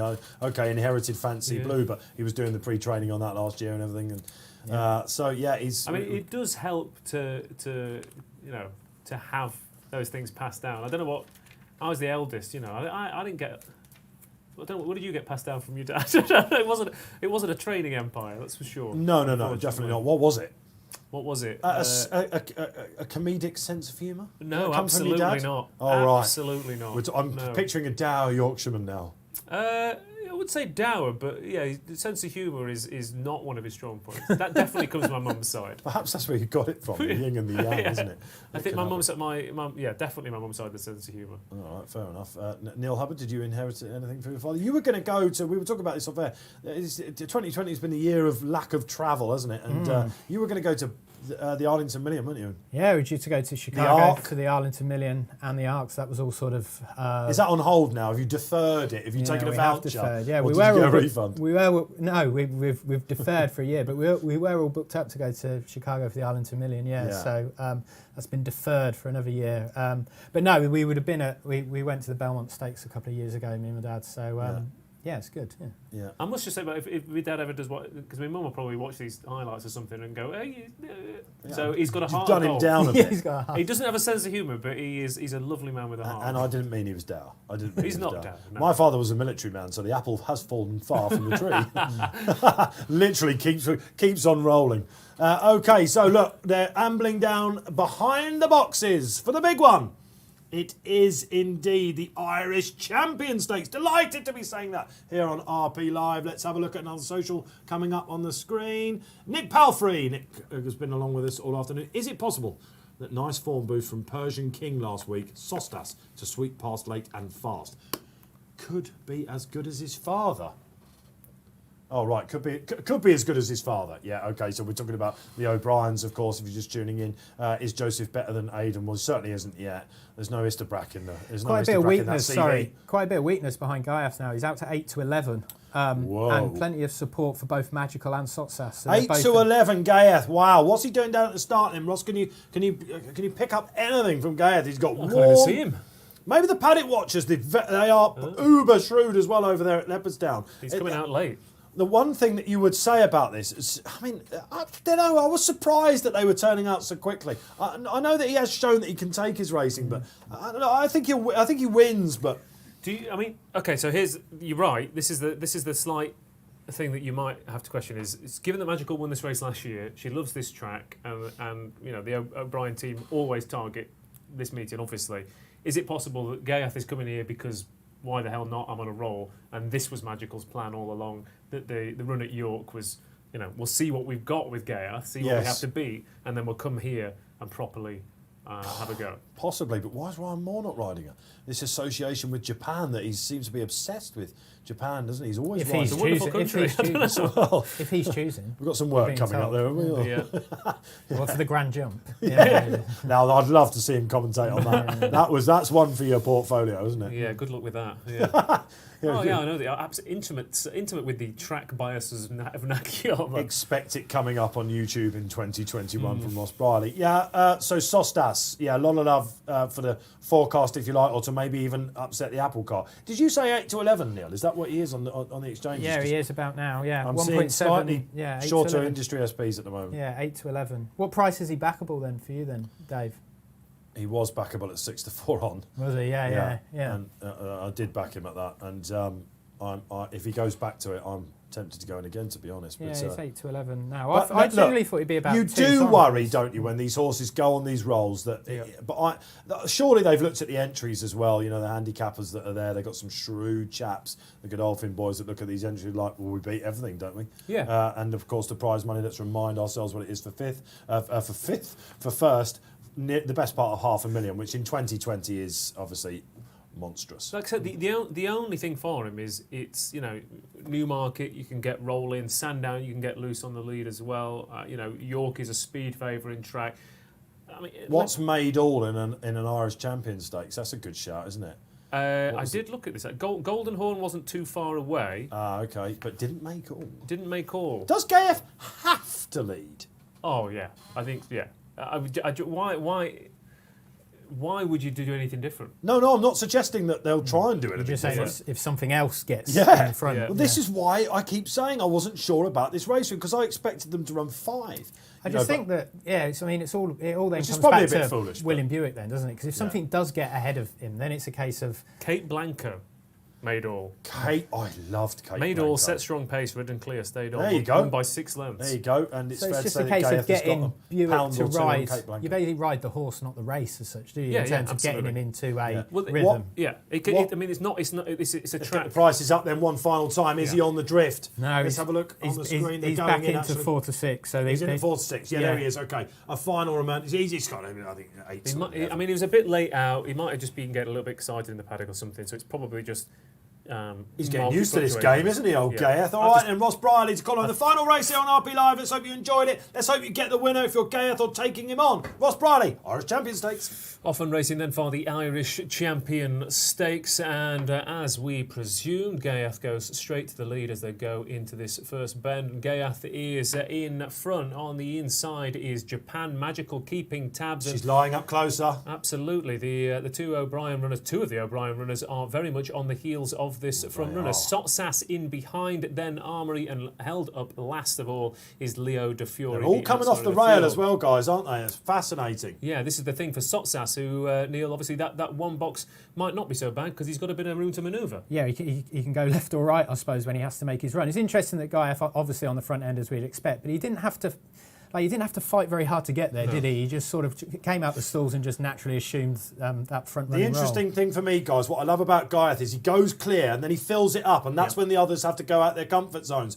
It might just turn into a little bit of a, right, okay, I've not got that gap on Magical this time. This is interesting because Shamie Heffernan is very, very keen to not let Gayeth get away. As I was saying earlier on, Magical very much, this is her track. Same as Japan, to be fair. Japan's very close there, though, as well, isn't he? Sostas starting to creep closer. It's just Leo De Fiore, the big outsider that's struggling now. So Armory's out the back as well. Ross Brierley turning in. It is Gayeth in front, racing kindly, putting himself. Japan is coming off the bridle. Everything else is travelling. Sotsas has switched off the rail and has got a lovely position down He's the the one, I outside. think. Magical is tracking Gayeth. Gayeth in front. He has not been left alone this time. Will that bother him? Leo De Fiore off the bridle. Armory is travelling well. Has he Magical gone quick throws enough? it down, and Magical here at her favourite track throws it down to Gayeth. What's he got? Armory Gayeth not goes done down with. to the rail. Magical Japan. Here he Armory travelling comes. very strongly indeed. Quick, Neil. Come on, What then. price is Gayeth? Yeah, bigger than even 2 to 1. 2 Wow, to 1. two now. to Pulling one, out more. Japan unbelievable. down He's the in inside, trouble, Magical boys. down the inside. What's is he gonna Gayeth. find? Armory Magical. staying on strongly. Magical He's throwing beat. down the challenge. Gayeth is struggling to shake beat. off Magical, but he's coming back for more. He's still he's not definitely beaten. beat. Magical, Gayeth. Magical getting Magical. on top to beat Gayeth. Oh, Gayeth man. is beaten by Magical in the Irish Champion, Wow. and Magical beats Gayeth. Armory back in third. Sotsas fourth. Japan and Leo De Fiore. And I've got to say, a perfect ride by Shamie Heffernan, who bothered him all the way. Unbelievable scenes here on Racing Post Live. We can see the connections in the corner of the right. Absolutely game plan done. Perhaps they thought it would be Japan that came over the top. But that weight differential, the £3, she's a monster filly. I don't know, William Buick, he'll be thinking to himself, could he possibly get away? Was he a little bit flat? Gayeth has certainly not shirked the issue. They've gone head to head, toe to toe. What do you make of that? I thought she looked beat around about a furlong out. She has won back-to-back Champion Stakes. Aidan O'Brien, oh my goodness me, take an absolute bow. And I think your theory, Ross, about what you said, let's see what we've got against him. They've gone for the tactics, which were absolutely key. Yeah. William Buick just couldn't get away. It's a brilliant ride on the winner. It's a brilliant ride because you know she stays as well. So she's you're not having to worry about her using any of that gas in the tank. And everything that people have said about I saw a couple of people saying Gaius is the easiest horse to get beat in the world. You just need to hassle him, and nobody has. They both hassled him, inside and out. Have they been able to up to this point? You called it, in fairness to you, Ross Brierley, you said this track will not be so easy. I mean, it wasn't like William Buick was riding a sort of like stop-start race. When we went to the side angle, as they do at Leopardstown, when you see them as they approach the bend coming in, they were trapping, weren't they? I think, but the key, like I said, the key thing is he could never shake the winner off. He could never shake her off. He never was, I mean, when you've seen him before, he had this majestic stride and Boom, everything. power. They thought he's coming back. He's going to come back at some point. Today, they didn't let him get into that majestic stride. They just whispered in his ear all the way home. Wow, unbelievable. Let's not forget he has been on the go since Maidan in March. OK, Neil Hubbard, story of the market, come on. Yeah, Gaiath hit a low of, not massively low, 1.54. So not terribly low. Magical high of 17. Sotsas a low of 3.35. And Armory, 2.54. Yeah, because turning in Armory looked like he had something to give there, didn't he? And we thought he might be the spoiler. He's just ridden him on his merits, hasn't he? And because he was he a Group 1 winner as a juvenile last year, I think. Armory, maybe. He did take something out. Did he win the Grand Criterium or something like that? No, he was a Group 2 winner. Yeah, he was Group 2, placed sorry. in the GS, wasn't he? But I mean, the first three home, Magical, Gaiath and Japan are all on the speed. Sotsas is the disappointment, isn't he? Really, he's got the perfect run into that. What happened to Japan? I thought he fell out a bit, didn't he? Yeah, he did. Yeah. I think he's. I don't think he's got third. Oh yes, sorry, yeah, you're right. Sostas, if anything, Sostas has just run pretty much his race. I think Armory's run a big race. He's the only three-year-old in the field. I think that's a big run. It's only is it his second start over the trip? Yeah. I think that's a big run from him to get on the heels of the best horse in the world and arguably the best horse at this track, Magical. I think that's a massive run. Yeah, he's just taken time to find his feet, isn't he? At 3, be a really good 4-year-old probably next year, won't he? Yeah, they'll definitely keep him in training. He could easily win this next year. Yeah, absolutely. Yeah. The postscript of the race: Gaiath, the best horse in the world, sunk in the Irish Champion Stakes. He went to take on Aidan O'Brien and Ballydoyle in their own backyard. Magical has come out on top. The decision to keep her in training as a 5-year-old. Absolutely fantastic scene. She's now 3 from 4. She'll go back, guys, do you think? Could she have another crack in the Arc? Or will she go for another British Champion Stakes? They did it with Found, didn't they? Like they went back for another go with her, so I don't see why they wouldn't. I think you've got to go to Ascot, haven't you? I mean, like I said, over this trip, Gaiath enabled Crystal Ocean. She's finished first or second every single run. Yeah. She's perfect over this because she's got that little bit of extra stamina as well. And I think she's got to go back to Ascot. I think I mean, they could run her in the. They could easily run her in the Arc. Do we have an Arc market, Neil? Do we have an Arc updated? But it's going to be a red-hot Arc, isn't it? Here you go. She's 8 from 20s for the Arc and 5 from 12. So 5 to 1 for the Breeders' Cup Turf. 8 to 1 for the Arc. Yeah. So the problem is for her, Enable, isn't it? Look, these fillies. The decision to keep her in training at 5. Yeah, it's awesome. I mean, it's for the firm that were for 10 years they used to get, we used to retire them. I mean, some broodmare, but what a race mare. She's now 12 from 25 in her career. Let's have it on again at Ascot. Let's have it on again. Like I said, if she goes to Ascot, it could be Magical, Logician and Mishriff, which I think will be a fascinating clash of 5-year-old, 4-year-old. To be fair, she won He's this the fly last. in the ointment logician, isn't he? She won this last year, and then went to the Arc, and then went to Champions Day. Yeah. So there's no reason why they couldn't do the same again. Yeah, we're talking like it's a choice, but she's proven she's got the constitution to do it last year. They won't have anything shorter in the market apart from Love, obviously, will they? So but why would you take Love on? Well, look, that's the perennial, isn't it? Well, I tell you what, like with Love in the Guineas, when they came over, she was just a sole representative. Yeah. That'll be fascinating to see what happens. But again, I don't know. Will they want to get like a second or a third in an Arc on a type? I don't know. But look, are they bothered though if Magical wins the Arc or Love wins the Arc? No, they won't be. No, but Love will beat her. Love but I just don't think her running in the Arc doesn't mean she can't still run on Champions Day. Yeah, but why go to the long shot? It's going to be. I would say it's going to be a stronger race this year. Yeah, she finished 5th last year. She's Is she better though? Is she better this year? Oh yeah. I was going to say no, but maybe. I'd say she definitely is. Yeah. And to show what she showed, having been pretty fair and square in her out of her comfort zone, a long way out at York. Maybe York didn't totally suit her, but look, that was absolutely sizzling. She's joint third favourite for the Arc now, with Rabia, who runs tomorrow. Oh yeah, she does, absolutely, in the Vermeil. Yeah. That looks like a definite player. I really wanted a day off tomorrow, but it's it's incredible. Not isn't a it? chance. It's incredible. Potentially, the thing it does solve is maybe, I don't know, but maybe it sort of makes a mind up with Guy. Well, we don't necessarily have to go to the Arc now. We can probably go Breeders' Cup. What do we do in Japan? Oh, he could jump a hurdle. Oh my lord! Triumph hurdle betting. I have, I accidentally clicked on the Cheltenham Anti-Post markets the other day. Have a look at them. Some of the horses that you're seeing being quoted for the Triumph for the nights is quite huge. It'll be interesting because as a stallion, Japan, he's won a Judmont, hasn't he? Yeah. And what else did he won? He's a triple group. No, he's a triple group one winner. Yeah. So they don't have to. They don't have to do anything. We could talk for hours, boys, couldn't we? We're very good at that. Let's hope you've enjoyed us doing that on the show so far. 8 races we promised you, 8 sizzlers we did in fact bring you. Ross Brierley, thank you for coming down again. You're welcome. Yeah, you're staying overnight in London. You're going to go and watch a bit of footy. Yeah, unfortunately, one of my best friends is a Leeds fan, so I'm going to go and support Liverpool for the evening. Some people never learn. That's that's burgling up. Neil, you'll be back tomorrow. Yeah, back tomorrow. So head in the form book, see what we can unearth for tomorrow. Ross, but we'll looking see forward you to it. on the show next month. Yeah, I'm trying to think what have we got like? We've got quite a few lined up in October, Champions Day being one of them as well. Future Champions Day is our next meeting, I believe. But we'll be back tomorrow. Don't you worry about that. Don't you go anywhere. It's sizzling stuff tomorrow. It is, of course, the Curragh we switch to in Ireland. Group 1s are plenty. They still come. We'll be giving you fallout from what happens in France and Chelmsford as well. Don't go anywhere. I'm Dave Orton. See you on Sunday.